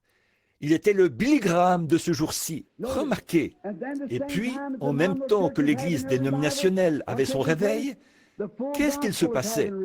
Celle du plein évangile avait un réveil. Les frères Bosworth sont apparus. Smith, Wigglesworth et le Dr. Price, Aimé McPherson, tous ceux-là, regardez. Smith, Wigglesworth est mort une nuit. Le Dr. Price est mort le lendemain matin. Moins de 24 heures plus tard, j'étais sur le terrain. Maintenant, ma fin à moi approche. Regardez, vous n'entendez pas beaucoup parler de Billy Graham. Vous n'entendez pas beaucoup parler d'Oral Roberts. Je vois mes réunions qui commencent à faire moins de bruit. Qu'est-ce qu'il y a? On est à la fin, un autre âge. Comment Billy Sunday a-t-il fait son apparition, lui et les autres? Ils sont apparus tout de suite après le glorieux réveil de Moody. Quand Moody est-il apparu? Tout de suite après le réveil de Knox. Quand Knox est-il apparu? Tout de suite après le réveil de Finney. Finney après Calvin. Calvin après, ainsi Wesley, et Wesley après Luther. Ainsi de suite, d'un bout à l'autre de l'âge. Dès qu'un réveil est terminé, Dieu en suscite un autre et fait plus de lumière. Ça continue à avancer comme ça. Maintenant, on est à la fin de cette époque-ci. Chaque homme, à la fin de sa jonction, il s'attendait à la venue de Christ. Mais il avait encore beaucoup de choses à attendre. Le retour des Juifs, les soucoupes volantes dans les cieux, toutes les choses que nous voyons aujourd'hui. Mais nous sommes à la fin. Nous y sommes maintenant. Il savait que l'Église devait recevoir une puissance qui agirait dans l'Église pour accomplir les œuvres même de Christ. Parce que l'ombre, en devenant de plus en plus marquée, elle donne un reflet plus précis. Prenez une ombre. Plus on est loin de l'ombre, moins l'ombre va donner un bon reflet. Au bout d'un moment, l'ombre s'approche de plus en plus, jusqu'au point où l'arbre et l'ombre, c'est une seule et même chose. Or, l'Esprit de Dieu a agi par la justification avec Luther, la sanctification avec Wesley, le baptême du Saint-Esprit avec la Pentecôte. Et le voici, dans le dernier jour, en train d'accomplir et de faire exactement les mêmes choses qu'il a faites quand il était en Christ. Qu'est-ce que c'est? L'Église et Christ sont devenus un. Et dès qu'ils se connecteront dans ce dernier lien, elle traversera le ciel en criant. Ils se lèveront, Wesley, Luther et tous les autres de ces époques passées, là. Le premier sera le dernier sera le premier. Et alors, ce sera la résurrection. Nous sommes au temps de la fin. Écoutez, voilà ce que fait le Saint-Esprit. Le Saint-Esprit, par la justification, vous voyez, qui en est seulement une ombre légère. Le Saint-Esprit par la sanctification, qui en est une ombre un peu plus marquée. Le Saint-Esprit par le baptême de lui-même, une ombre plus marquée. Maintenant, le Saint-Esprit par la restauration de sa personne même, qui est ici, faisant des signes et des prodiges, comme il l'a fait au commencement. Gloire! Vous allez me traiter d'exalté de toute façon. Alors, vous feriez aussi bien de commencer tout de suite. Écoutez, frères, écoutez ça. Toutes les tables sont pleines de vomissements. Il n'y a plus de place propre. À qui veut-on enseigner la sagesse? À qui veut-on faire connaître? Donner des leçons? Est-ce à des enfants qui viennent d'être sevrés, qui viennent de quitter la mamelle? Pas à des petits bébés, des bébés presbytériens, des bébés méthodistes, des bébés pentecôtistes, des bébés luthériens, des bébés nazaréens. Il veut quelqu'un qui est prêt à s'éloigner de la mamelle et à manger de la nourriture solide. La voici, car c'est précepte sur précepte, règle sur règle, un peu ici, un peu là. Eh bien, c'est par des hommes aux lèvres balbutiantes et en d'autres langues que je parlerai à ce peuple. Il lui disait, « Voici le repos, laissez reposer celui qui est fatigué. Voici le lieu de repos. » Mais ils n'ont point voulu écouter le Saint-Esprit. Si ce n'est pas exactement de cette manière-là qu'il est venu le jour de la Pentecôte, prophétisé 712 ans avant sa venue. Voici qu'au jour de la Pentecôte, il est venu très exactement ainsi. Quelqu'un disait, c'est d'observer le jour du sabbat. Ce n'est pas que je veux rejeter ou prendre à la légère l'Église ou la religion de qui que ce soit. Seulement de dire, le jour du sabbat, le sabbat de Dieu, c'était le jour du repos. Le voici, le jour du repos. Voici le repos, il a dit, laissez reposer celui qui est fatigué. C'est ça, amen. Ce sera précepte sur précepte, règle sur règle. Voici le repos. Qu'est-ce que le Saint-Esprit? Le repos. Oh, venez à moi, vous tous qui êtes fatigués et chargés, et je vous donnerai du repos. Qu'est-ce qu'il est? Celui qui entre en vous, qui vous donne la paix, votre signe, votre consolateur. Consolez, au repos, scellez. Comment est-ce que vous êtes? C'est un signe. Le monde sait qu'il vous est arrivé quelque chose. Qu'est-ce que c'est? C'est un consolateur. Qu'est-ce que c'est? Un sceau. Vous êtes au repos. Vous avez, c'est votre avocat. S'il vous arrive quelque chose, il y a quelque chose qui est là pour prendre votre défense, tout de suite. Vous voyez, pour intercéder. C'est l'Esprit de Dieu qui vit dans l'Église. Prophétisez exactement ce qu'il serait quand il viendrait. Il serait un repos perpétuel, éternel. Dieu a fait le monde. Hébreux chapitre 4. Dieu a fait le monde. Il s'est reposé le 7e jour. C'est vrai. Le 8e jour revenait sous... Il a donné ça comme alliance aux Juifs. Pour un certain temps. C'est vrai. Mais eux, ils se reposent un jour. Ils retournent au premier jour de la semaine pour recommencer. De nouveau, recommencer. Ce n'est pas de ce repos-là que Dieu a parlé. Quand Dieu a fait le monde en 6 jours, quand il est allé se reposer, il se reposait pour de bon. C'est vrai, c'était réglé. Il n'est pas revenu le 8e jour pour recommencer. C'était seulement une ombre. Bon, donc c'était un type, comme la lune par rapport au soleil. Mais quand le soleil se lève, on n'a plus besoin de la lune. Maintenant, remarquez ceci. Oh, dans Apocalypse 11, la femme avec la lune sous ses pieds et le soleil autour de sa tête. Oh, nous pourrions prendre la Bible de la première à la dernière page pour vous le montrer, voyez? Mais qu'en est-il?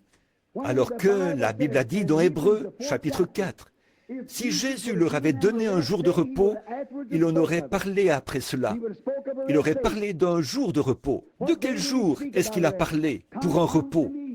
Venez à moi, vous tous qui êtes fatigués et chargés, et je vous donnerai du repos. Matthieu chapitre 11, verset 22. Regardez ensuite, nous voyons que quand nous venons à lui, car celui, a dit Hébreux 4, qui est entré dans le repos de Jésus, se repose de ses œuvres du monde, comme Dieu s'est reposé des siennes. Quand il a fait le monde, pour ne plus jamais revenir là-dessus. Jusqu'à quand? Jusqu'à quand êtes-vous scellés du Saint-Esprit? Jusqu'au jour de votre rédemption. Le voilà, ce repos, cette consolation, cet avocat, ce sceau, ce libérateur. Oh! Des fois, je suis agité, ou plutôt, des fois, je suis béni. Oh! Est-ce qu'il nous est promis, frère Branham? Est-ce prouvé par la Bible? Très bien, prenons Joël pour voir ce que Joël en a dit. Comme je suis reconnaissant pour la parole de Dieu bénie. L'aimez-vous? Je pense que si ce n'était de la parole, je ne sais pas où nous en serions. Très bien. Nous sommes dans Joël, là. On va prendre Joël, le chapitre 2 de Joël, et on va commencer au verset 28. Joël 2, 28. 800 ans avant la venue de Christ, le prophète est dans l'esprit. Maintenant, écoutez. Après cela, je répandrai mon esprit sur toute chair. Vos fils et vos filles prophétiseront. Vos vieillards auront des songes et vos jeunes gens des visions. Même sur mes serviteurs et sur ma servante, je répondrai dans ces jours, dans ces jours-là de mon esprit. Je ferai paraître des prodiges en haut dans les cieux et sur la terre du sang, du feu et des colonnes de fumée. Le soleil se changera en ténèbres et la lune en sang, avant l'arrivée du jour de l'Éternel, de ce jour grand et terrible. Alors, quiconque invoquera le nom de l'Éternel sera sauvé. Ça, c'est... Oh, quoi? Joël. Avez-vous remarqué? Dans Acte 2, Pierre a repris le même verset. Il a dit, « Hommes israélites, écoutez mes paroles. Ces gens ne sont pas ivres. Ces gens scellés, consolés, bizarres, marqués. Ils ne sont pas ivres, comme vous le supposez, Acte 2, car c'est la 3e heure du jour. Mais c'est ici ce qui a été dit par Joël le prophète en ces mots. Dans les derniers jours, je répandrai mon esprit sur toute chair. Qu'est-ce que c'est? Qu'est-ce que le Saint-Esprit? Très bien. Maintenant, remarquons encore. Promis aux croyants. Voilà ce qu'il est. Maintenant, ce Saint-Esprit, nous allons voir ce qu'il est pendant un instant. À qui est-il promis? Aux croyants. Maintenant, prenons Luc, le chapitre 24 de Luc. Écoutez ce que Jésus a dit, ses dernières paroles avant qu'il quitte la terre. Luc, chapitre 24. Et vous, qui prenez ça en note, là, vous pouvez le noter pour l'étudier demain, quand vous aurez plus de temps.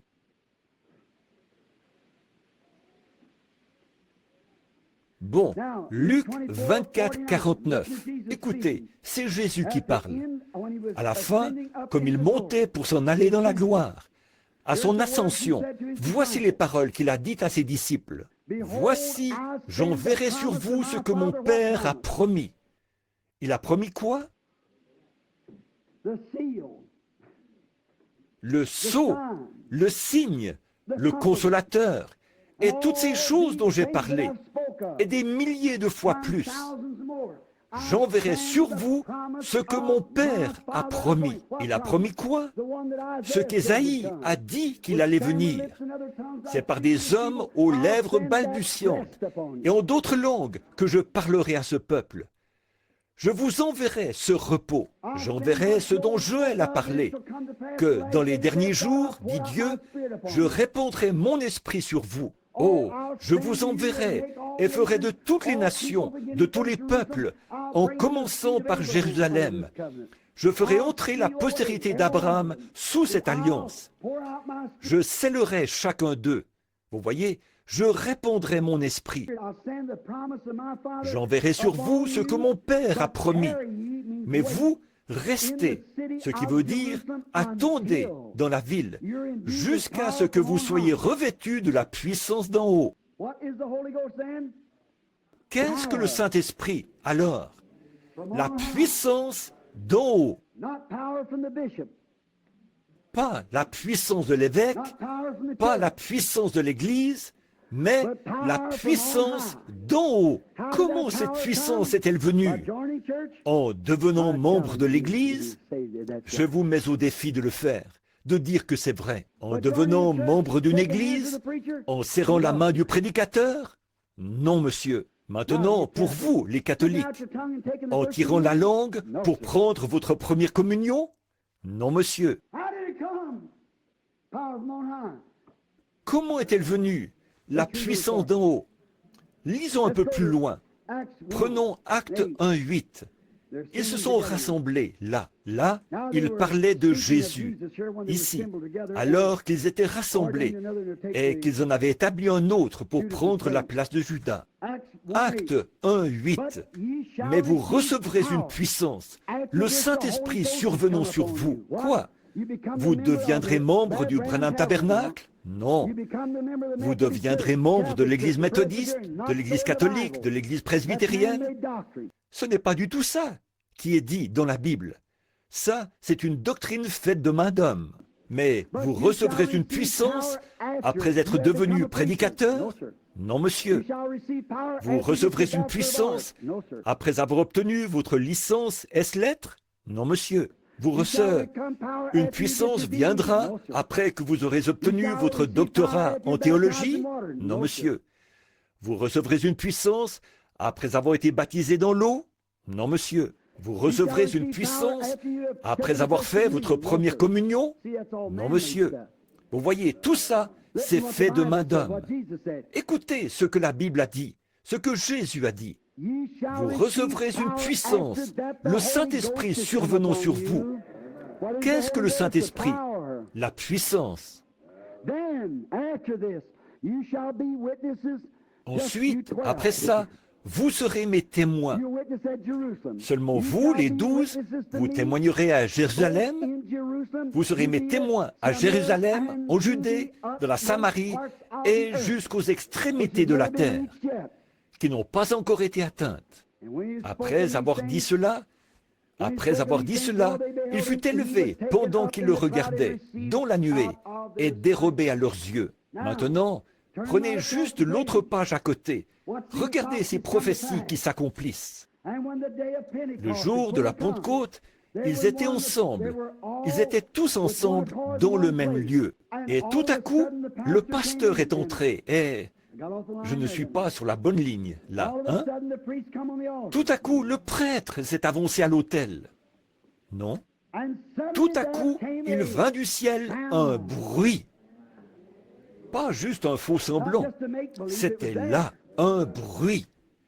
Un prédicateur s'approchait de la porte. Le prêtre tenait la communion, sortant du lieu saint. Non, rien de ça.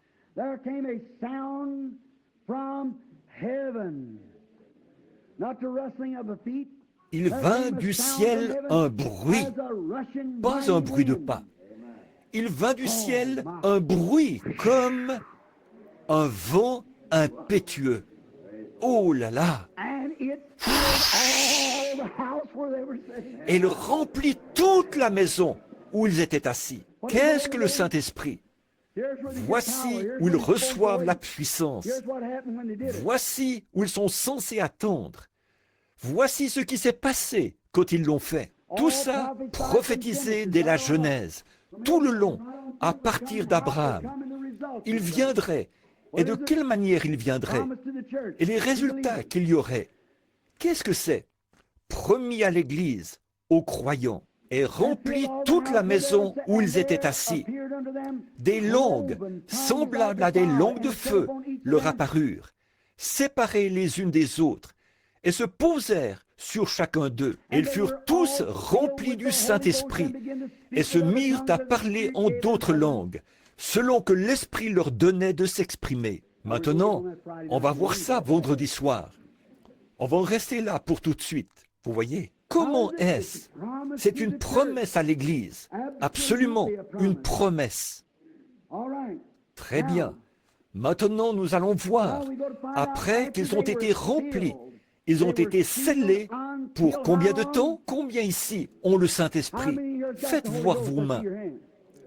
Il y en a plus qui ont le Saint-Esprit qu'il y en a qui ne l'ont pas. Nous voulons que vous soyez l'un d'entre nous, frères, sœurs. Quand vous comprendrez ce que c'est l'Esprit de Dieu demeurant en vous pour faire les œuvres de Dieu. Chaque fois que Dieu a envoyé de son Esprit dans l'un de ses serviteurs, dans l'un de ses prophètes, dans l'un de ses enseignants, dans l'un de ses apôtres, ils étaient toujours rejetés par le monde. On les considérait comme fous dans tous les âges qu'il y a eu. Même que Paul, quand il s'est tenu devant Agrippa, il a dit « selon la voie qu'ils appellent hérésie ». Qu'est-ce que de l'hérésie? De la folie. Selon la voie qu'ils appellent folie. Une bande de cinglés. C'est comme ça que j'adore le Dieu de nos pères. Je suis si heureux de dire « je suis l'un d'entre eux ». Oui, monsieur, c'est vrai. Je suis si heureux de dire « je suis l'un d'entre eux ». Maintenant, après qu'il est descendu sur eux, le Saint-Esprit les a rendus tellement amoureux les uns des autres qu'ils avaient tout en commun. Pas vrai? Oh là là, là là, quelle communion! On chante quelquefois ce cantique-là. Oh, quelle communion! Oh, quelle joie divine! C'est ça, ça leur était égal. Ça leur était égal que le soleil brille ou pas. Ils ne demandaient pas à être couchés sur un lit de roses. Bon, je vais recevoir le Saint-Esprit. C'est ce que certaines personnes me disent. Monsieur Branham, si vous me garantissez que je deviendrai millionnaire, si vous me garantissez que je trouverai des puits de pétrole, et si je trouve des mines d'or, et que vous voyez, les gens enseignent ça, et ils enseignent un mensonge. Dieu n'a pas promis ces choses-là. Un homme qui a reçu le Saint-Esprit, qu'il ait à mendier son pain ou pas, ça lui est égal. Ça ne compte pas pour lui. Il est une créature qui est en route pour le ciel. Il n'a aucune attache ici du tout. C'est vrai, ça lui est égal. Advienne que pourra. Que les gens critiquent, qu'ils se moquent, que vous perdiez votre prestige. Qu'est-ce que ça peut vous faire? Vous êtes en route pour la gloire. Alléluia.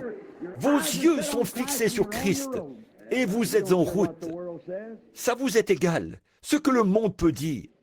Voilà ce qu'est le Saint-Esprit. C'est une puissance, c'est un sceau, c'est un consolateur, c'est un avocat, c'est un signe. Oh là là, c'est l'assurance que Dieu vous a accepté. J'ai pris combien de temps là? Il ne me reste plus que 8 minutes. Très bien, j'ai beaucoup de passages de l'Écriture ici. Je ne pense pas pouvoir les incorporer, mais on va faire de notre mieux. Maintenant, après qu'un homme a été rempli du Saint-Esprit, est-il possible qu'à cause des persécutions et tout, il se trouve forcé de revenir et maintenant, il ne va pas perdre. Il est encore un fils de Dieu. Il le sera toujours, parce que vous êtes scellés pour combien de temps? C'est vrai, c'est ce que la Bible a dit. Maintenant, après que les disciples ont été battus de verge, qu'ils ont été ridiculisés, raillés et tout, ils ont pensé qu'il était temps pour eux de se réunir de nouveau pendant un petit bout de temps. Prenons dans Actes chapitre 4 pour voir ce qui s'est passé. Maintenant, ça, c'est pour ceux d'entre vous qui l'ont déjà. Actes chapitre 4. Là, Pierre et Jean avaient été battus de verge, mis en prison pour avoir guéri, pour avoir fait un service de guérison à la porte de l'église. Combien savent ça? Il y avait un homme étendu là, qui avait un genre d'infirmité aux pieds. Il ne pouvait pas marcher. Il était comme ça depuis 40 ans. Et Pierre est passé par là. Et il a tendu sa coupe pour recevoir quelque chose dans sa coupe, pour pouvoir manger. Et Pierre a montré qu'il était un prédicateur rempli du Saint-Esprit. Il n'avait pas d'argent. Il a dit, je n'ai ni argent ni or. Vous voyez, il ne se souciait pas de ça. Mais il était une créature qui était en route pour le ciel. Oh, comme j'aimerais qu'on ait le temps d'insister là-dessus pendant un instant, là. Vous voyez, il était en route pour le ciel. Il était consolé, il avait l'esprit, il avait la puissance. Il a continué son chemin et il a dit, je n'ai ni argent ni or, mais ce que j'ai, je te le donnerai. Sans doute que l'homme a dû dire, qu'est-ce que vous avez, monsieur? J'ai la foi. J'ai quelque chose dans mon cœur qui a commencé il y a à peu près 10 jours. J'étais là-haut dans la chambre haute et tout à coup, toutes les promesses que Dieu avait faites. J'avais marché avec Jésus-Christ pendant 3 ans et demi. J'ai pêché avec lui là-bas. Je ramenais du poisson. J'ai fait toutes ces choses et je l'avais vu guérir les malades. Il n'arrêtait pas de me dire, le Père est en moi, mais quand je partirai, il viendra en toi. Alors, je n'arrivais pas à comprendre ça. Mais il a dit, mais je ne m'attends pas à ce que tu le comprennes. On ne comprend pas ces choses-là, on les reçoit, c'est tout. Je ne le comprends pas encore.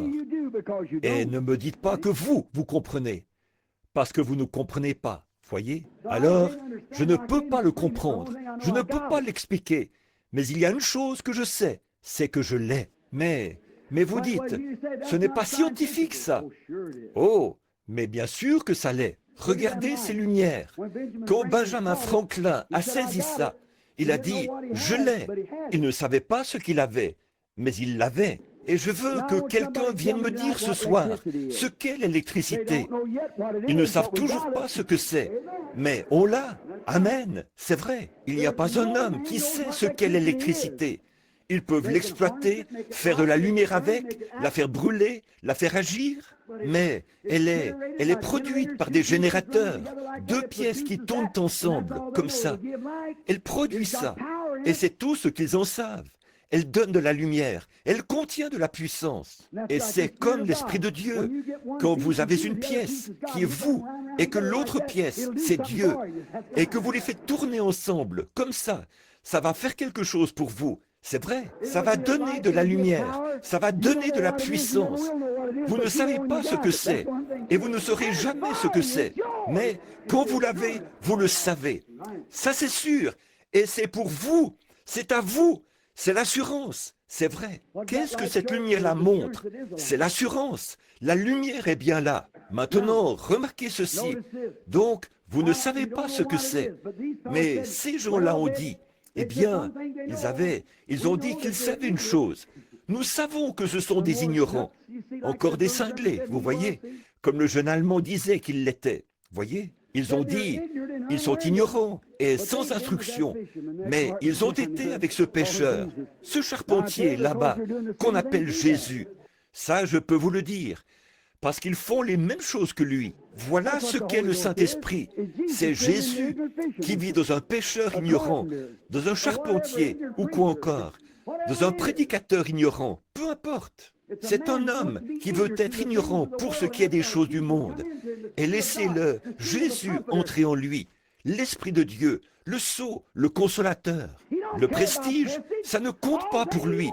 Tout ce qu'il veut, c'est Dieu. Quand Dieu mettait de l'ordre, il a dit, vous les Lévites, je vous ai tous appelés pour que vous soyez des sacrificateurs.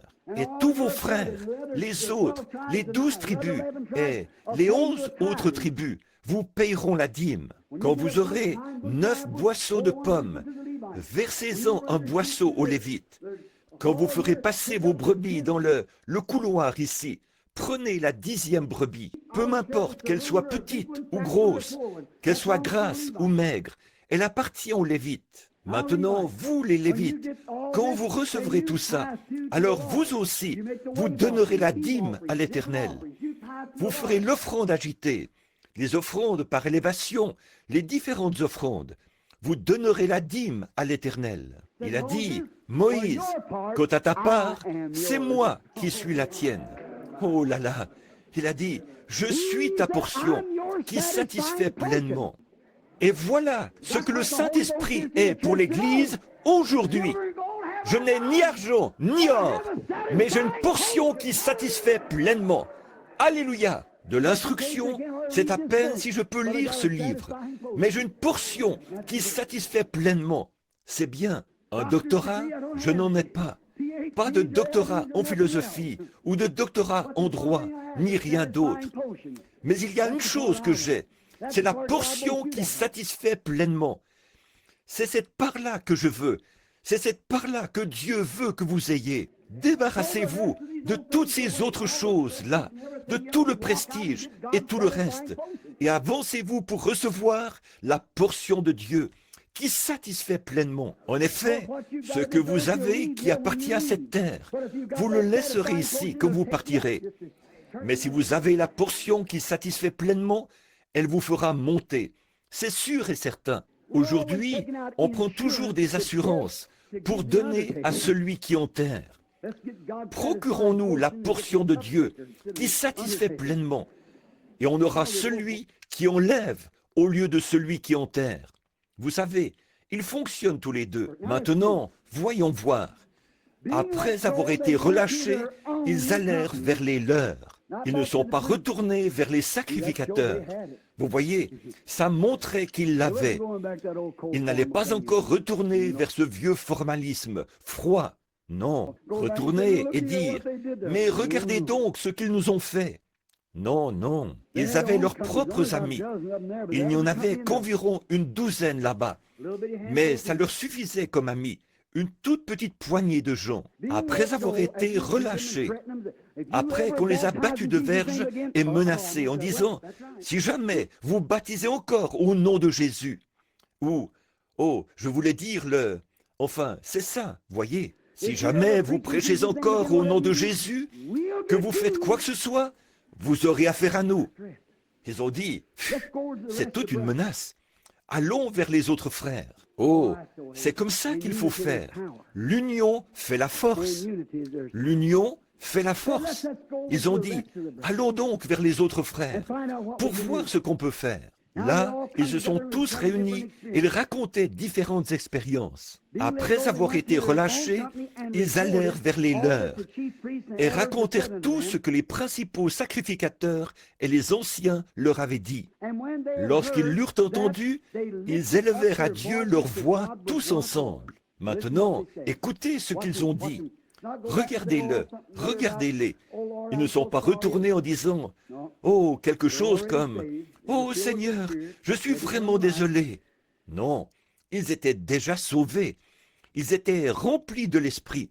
Ils avaient la vie éternelle. Élevèrent la voix tous ensemble et dirent « Seigneur, tu es le Dieu. » Amen. J'aime vraiment ça, frère Palmer. J'aime ça. Tu es le Dieu. Ça, nous le savons. Qui a fait les cieux, la terre, la mer et tout ce qui s'y trouve. C'est toi qui as dit par le Saint-Esprit, par la bouche de notre Père, ton serviteur David. Maintenant, regarde bien, tu vas revenir et dire, voyons, on n'est pas... Maintenant, tu vas aller là-bas et dire, mais là, Seigneur, attends un peu, là, il se moque pas mal de moi, là. Est-ce qu'il n'a pas dit qu'il le ferait ? Tous ceux qui vivent pieusement en Jésus-Christ seront persécutés. Mais tu sais, mon patron m'a dit que s'il m'attrapait à... Est-ce qu'ils n'ont pas dit qu'il dirait ça? Mais tu sais, ils m'ont traîné devant les tribunaux l'autre jour pour ça. Est-ce qu'il n'a pas dit, vous serez menés devant des rois, des gouverneurs à cause de mon nom? Ne vous inquiétez pas de ce que vous direz, car ce n'est pas vous qui parlez. J'ai vu ça se produire hier. C'est le Saint-Esprit qui demeure en vous. C'est lui qui parlera. Vous voyez, lui, c'est exact. Très bien. Ne vous inquiétez pas de ce que vous direz. Seigneur, c'est toi qui as dit, par ta bouche de notre Père, ton serviteur David, pourquoi ce tumulte parmi les nations et cette vaine pensée parmi les peuples? Les rois de la terre se sont soulevés et les princes se sont ligués contre le Seigneur et contre son oint. En effet, Seigneur, contre ton Saint-Fils Jésus que tu as oint, Hérode et Ponce Pilate se sont ligués dans cette ville avec les nations et avec les peuples d'Israël pour faire tout ce que ta main et ton conseil ont arrêté d'avance. Oh là là, j'aime ça. Seigneur, voilà qu'ils font exactement ce que tu as dit qu'ils feraient. Qu'est-ce que la Bible a dit? Dans les derniers jours, il y aura des moqueurs, emportés, enflés d'orgueil, aimant le plaisir plus que Dieu.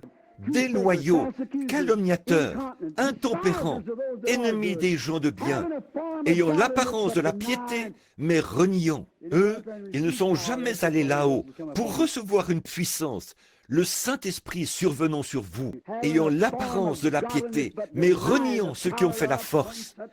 Éloigne-toi de ces hommes-là. Voilà ce qu'est le Saint-Esprit. Voyez, ce qui est arrêté. Maintenant, Seigneur, vois leurs menaces et donne à tes serviteurs que nous puissions annoncer ta parole avec une pleine assurance. Oh, j'aime ça.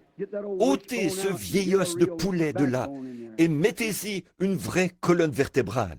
Maintenant, regardez bien, d'annoncer tes paroles avec une pleine assurance en étendant ta main pour qu'il se fasse des guérisons. Oh, frère, les démons ne meurent pas, mais le Saint-Esprit non plus, voyez. Étendons ta main pour qu'il se fasse des guérisons, des miracles et des prodiges, par le nom de ton Saint-Fils Jésus. Vous voyez pourquoi ils faisaient tant d'histoires, n'est-ce pas? Ils font la même chose aujourd'hui, mais ça ne les avance absolument à rien. Quand ils eurent prié, le lieu où ils étaient assemblés trembla. Ils furent tous remplis du Saint-Esprit et annonçaient la parole de Dieu avec assurance. Oh là là, ils ont reçu quelque chose quand ils sont montés là-haut, n'est-ce pas? La promesse l'avait dit, c'est ça, le Saint-Esprit, pour vous donner de l'assurance, pour vous donner une consolation, pour vous sceller, pour vous donner un signe. Oh là là, écoutez. Oh, comme j'aimerais qu'on ait du temps, qu'on puisse descendre chez les Samaritains avec Philippe. C'est dans Actes 8, 14. Pour vous qui le notez, ils avaient éprouvé beaucoup de joie. Ils avaient eu de glorieuses guérisons, mais ils avaient été baptisés au nom de Jésus-Christ. Mais ils ont envoyé chercher Pierre à Jérusalem. Il est venu et leur a imposé les mains. Ils ont reçu le Saint-Esprit. Acte 8, 14. Ceux des nations. Il y en avait un du nom de Corneille. C'était un homme formidable. Il payait sa dîme. Il construisait des synagogues pour les gens. Il respectait Dieu. Il craignait Dieu. C'était un brave homme, un bon presbytérien, méthodiste, baptiste, ou quelque chose du genre, vous voyez, vraiment un brave homme. Mais un jour, Dieu a dit, c'est un brave homme, alors je vais l'envoyer à une réunion. Il va falloir que je m'arrange pour que mon prédicateur, là, il lui en parle. Très bien. Alors, il a eu une vision qui disait, va à Joppé et tu y trouveras un certain Simon, corroyeur. Il y a un certain Simon-Pierre chez lui. Fais-le venir. Il te dira comment faire, parce qu'il a reçu quelque chose. Et pendant que Pierre était là, et Corneille voulait adorer ce prédicateur, il le voulait vraiment. Mais Pierre a dit, lève-toi, je suis un homme comme toi. Et comme Pierre prononçait encore ces mots au sujet de la manière dont ils étaient allés au commencement, les mêmes choses que ce dont je parle, comment Dieu avait promis de répandre le Saint-Esprit, comme il prononçait ces mots, le Saint-Esprit est descendu sur eux. Oui, voilà ce qu'est le Saint-Esprit, à qui il est destiné, certainement. Et ils furent tous remplis du Saint-Esprit. Maintenant, remarquez, dans Éphésiens, il y avait un frère baptiste. D'abord, c'était un homme de loi, un homme intelligent, brillant, qui connaissait la loi, un grand homme, un érudit. Un jour, il s'est mis à lire la Bible. Il a vu qu'il allait venir un homme qui s'appellerait le Messie. Et quand il a fait ça, là qu'il a commencé à entendre parler de ce Jésus, alors il a dit, je suis convaincu et je confesse ouvertement ma foi que Jésus est le Christ, le Fils de Dieu. C'était un vrai baptiste. Voici qu'il allait son chemin. Je confesse ouvertement que Jésus est le Christ. Tant et si bien qu'à force de faire ça, Dieu l'a appelé au ministère. Dieu parlera toujours à un cœur sincère. Et il y avait là-bas de braves faiseurs de tentes, du nom d'Aquilas et Priscille, un mari et sa femme. C'étaient des faiseurs de tentes. Actes chapitre 18 vous en parle. Paul, ils étaient des amis à lui. Ils avaient reçu le Saint-Esprit par les mains de Paul. Et par son enseignement, ils ont entendu dire qu'il y avait un réveil là-bas. Alors, ils y sont allés. Il n'y avait que 10 ou 12 personnes qui y assistaient. Donc, il est allé voir ça. Et là, il a entendu prêcher ce prédicateur, la sincérité de son cœur. Il a dit, vous savez, je crois qu'il écouterait la vérité. Alors, après la réunion, il l'a fait venir derrière la tente et il a dit, écoute, on a un frère à peu près grand comme ça, un petit juif au nez crochu. Mais quand il viendra, il t'enseignera la parole de Dieu, clairement. Eh bien, au bout d'un certain temps, Paul était en prison au même moment. Ce serait terrible ça pour un prédicateur moderniste, hein? Pourtant, il était en prison. Et c'est le Seigneur qui l'avait envoyé là. Alors, après le tremblement de terre qui avait ébranlé les murs de la prison, il a amené avec lui le geôlier et sa famille, et les a tous baptisés au nom du Seigneur Jésus. Ensuite, il est parti. Il est allé là-bas. Il venait de chasser un démon d'une espèce de petite diseuse de bonne aventure. Et alors, elle leur rapportait beaucoup d'argent. Et vu qu'il avait dévoilé leur combine, alors il l'avait mis en prison à cause de ça. Et le Seigneur a ébranlé les murs de la prison, parce qu'il y avait un groupe de gens là-bas qui allaient entendre la vérité. On ne peut pas lier la parole de Dieu. Peu importe, on ne peut pas. On ne peut pas le faire, c'est tout. Il s'est donc rendu là où était cet homme. Et Aquilas et Priscille, ils avaient peut-être des sandwichs. Et tout de suite, après avoir mangé leur sandwich, ils ont dit, on va aller aux réunions de réveil. Paul s'est assis là, les mains sur sa tunique, et il a écouté prêcher ce prédicateur baptiste. Il a dit, c'est bien ce que vous prêchez, mais il y en a plus. Il a dit, je veux vous poser une question, docteur Apollos. Avez-vous reçu le Saint-Esprit depuis que vous avez cru? Oh, il a dit, on ne savait pas que ça existait. Qu'est-ce que vous voulez dire par le Saint-Esprit? On est baptiste, nous. Il a dit, comment savez-vous que vous êtes baptiste? Voyez? Eh bien, nous avons été baptisés. Nous ne connaissons que le baptême de Jean. Il a dit, il ne faisait que baptiser pour amener à la repentance. Il disait de croire en celui qui viendrait, c'est-à-dire en Jésus-Christ. Et quand il a entendu ça, ils se sont fait rebaptiser au nom de Jésus-Christ. Et Paul leur a imposé les mains. Et le Saint-Esprit est venu sur eux. Et ils parlaient en langue et prophétisaient. Il a dit, quiconque. Bon. Comment est-ce qu'on fait ça?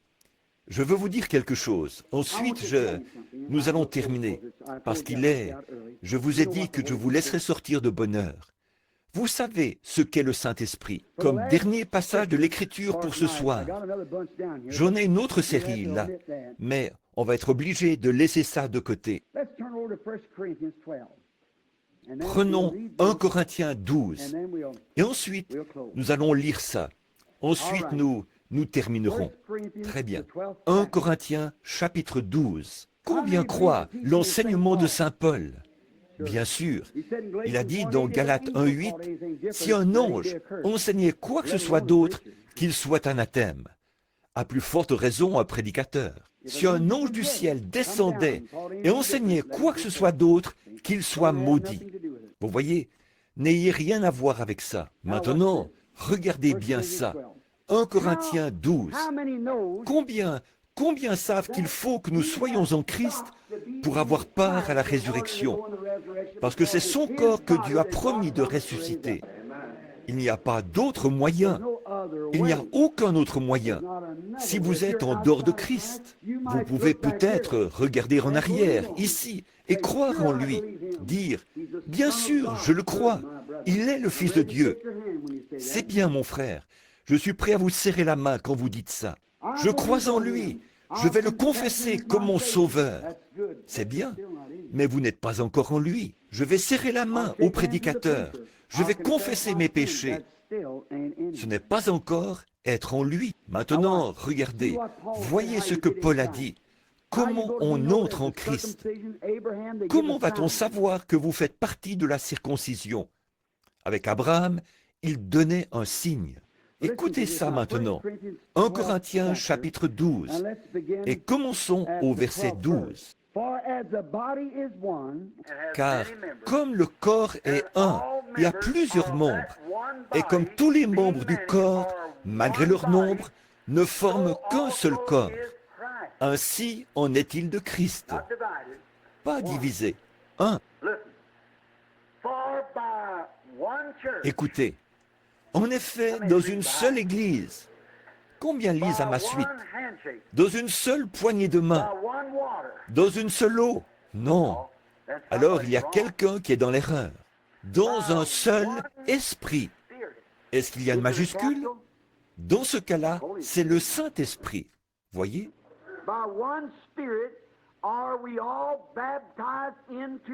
Nous avons tous été baptisés dans un seul esprit pour former un seul corps, soit juif, soit grec, soit esclave, soit libre. Et nous avons tous été abreuvés d'un seul esprit.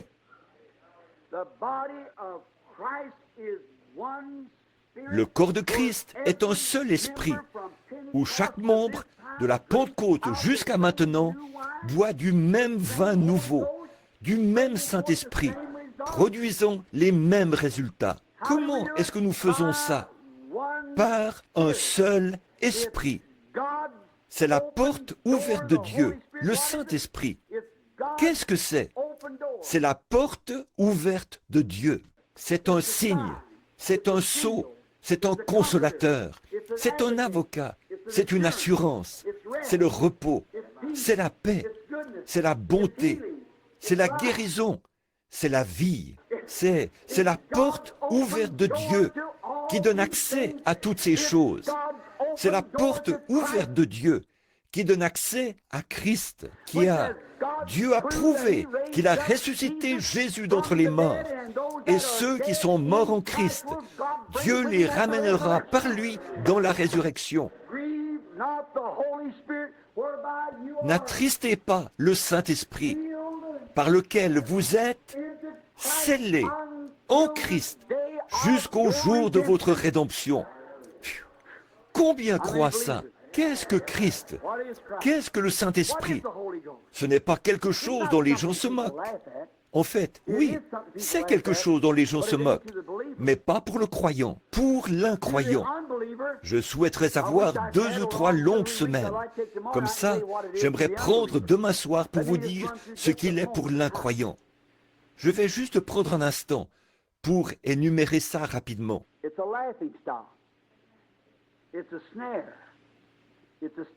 Il est une risée, il est un piège, il est une pierre d'achoppement, il est la mort, il est la séparation éternelle d'avec Dieu. Je ne peux pas penser à tout ce qu'il est pour l'incroyant. Souvenez-vous, la même pluie dont l'incroyant s'est moqué, c'est cette même pluie qui a sauvé Noé et sa famille. Voyez? Le même esprit, Saint-Esprit, dont les gens se moquent et dont ils disent que c'est fou et c'est une bande de cinglés, c'est de la folie. C'est cela même qui va enlever l'Église pour la faire monter dans les derniers jours et qui va amener le jugement sur l'incroyant. C'est vrai. Voilà ce qu'est le Saint-Esprit. Heureux ceux qui, permettez-moi de dire ceci, en toute sincérité, heureux ceux qui ont faim et soif de lui, car ils seront rassasiés. Demain soir, on va parler du comment, de ce qu'il fait quand il vient. Maintenant, combien ici aimeraient recevoir le Saint-Esprit et veulent que quelqu'un prie pour vous, pour que vous voyiez la lumière? Vous savez ce qu'il est. Alors demain soir, on va voir ce qu'il fait. Et puis, le soir d'après, c'est comment le recevoir. Ensuite, nous allons faire venir des personnes, leur donner des instructions. Et tout de suite après, on va aller dans les pièces et rester là, s'il le faut, tout le temps de Noël. C'est vrai, jusqu'à ce que le Saint-Esprit vienne. Nous allons l'aborder sur la base solide de la Bible. Nous allons nous en approcher et le recevoir, exactement comme Dieu l'a promis et comme il est descendu au commencement. C'est pour faire comme ça qu'on est ici. Peu importe ce qu'on peut dire ailleurs, nous La parole de Dieu occupe la première place dans mon cœur. C'est vrai. Et je veux ce que Dieu me réserve. S'il y a autre chose, ouvre les cieux, Seigneur, parce que mon cœur est ouvert pour le recevoir. C'est vrai. Combien le veulent? Maintenant, levez la main pour dire « Priez pour moi ». Maintenant, pendant que vous gardez la main levée, Père Céleste, nous avons enseigné longuement, mais ton esprit est ici. Il y a des mains levées en ce moment. Et ils savent ce qu'il est. Ils savent ce que le Saint-Esprit représente. Je prie, ô Dieu, qu'avant la fin de cette série de réunions, chaque main ici soit levée pour témoigner de ce qu'ils l'ont reçu. Accorde-le, Seigneur. Nous prions pour eux. Nous te demandons de les bénir et de leur donner ce que leur cœur désire. Vois leurs mains, Seigneur. Ils t'aiment. Ils veulent le recevoir. Ils savent qu'ils ne peuvent pas aller. Demain soir, Seigneur, si tu veux m'aider, nous pourrons démontrer par l'Écriture que sans lui, ils ne parviendront jamais à l'enlèvement. Alors je te prie, Père, de leur donner, d'avoir faim et soif, pour qu'ils puissent être rassasiés. Je te les présente maintenant, Père, et accorde ces bénédictions, car nous le demandons au nom de Jésus. Amen. Je l'aime.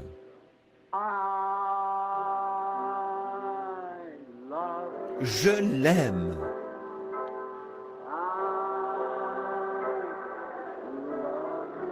Parce qu'il m'a aimé le premier.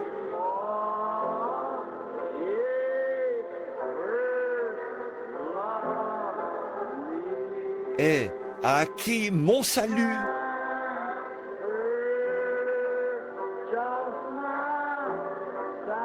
sur le bois du calvaire. Je veux dire ceci avant que nous continuions à chanter. Je veux rencontrer quelques prédicateurs dans la pièce, ici, vendredi soir, avant la réunion. Vous voyez, vendredi soir.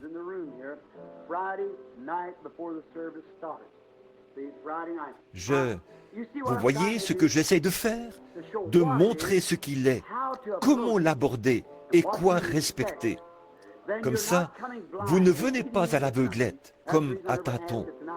C'est pour cette raison-là que je n'ai pas demandé ça ce soir. Je veux que vous sachiez ce que c'est.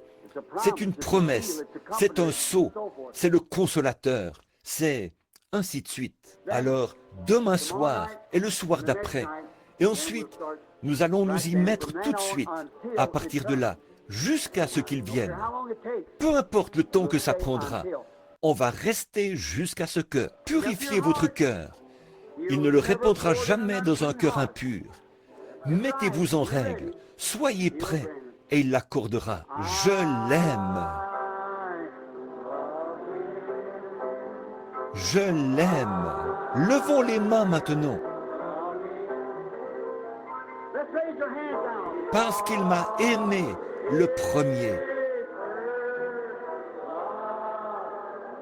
Et a acquis mon salut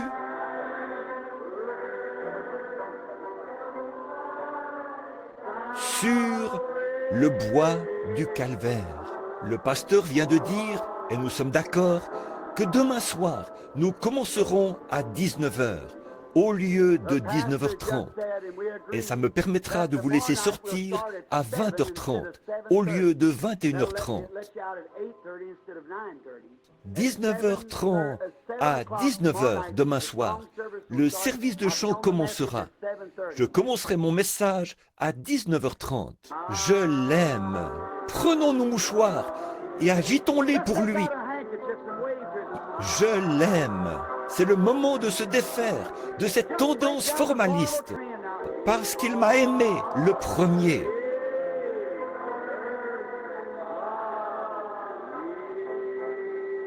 Et a acquis mon salut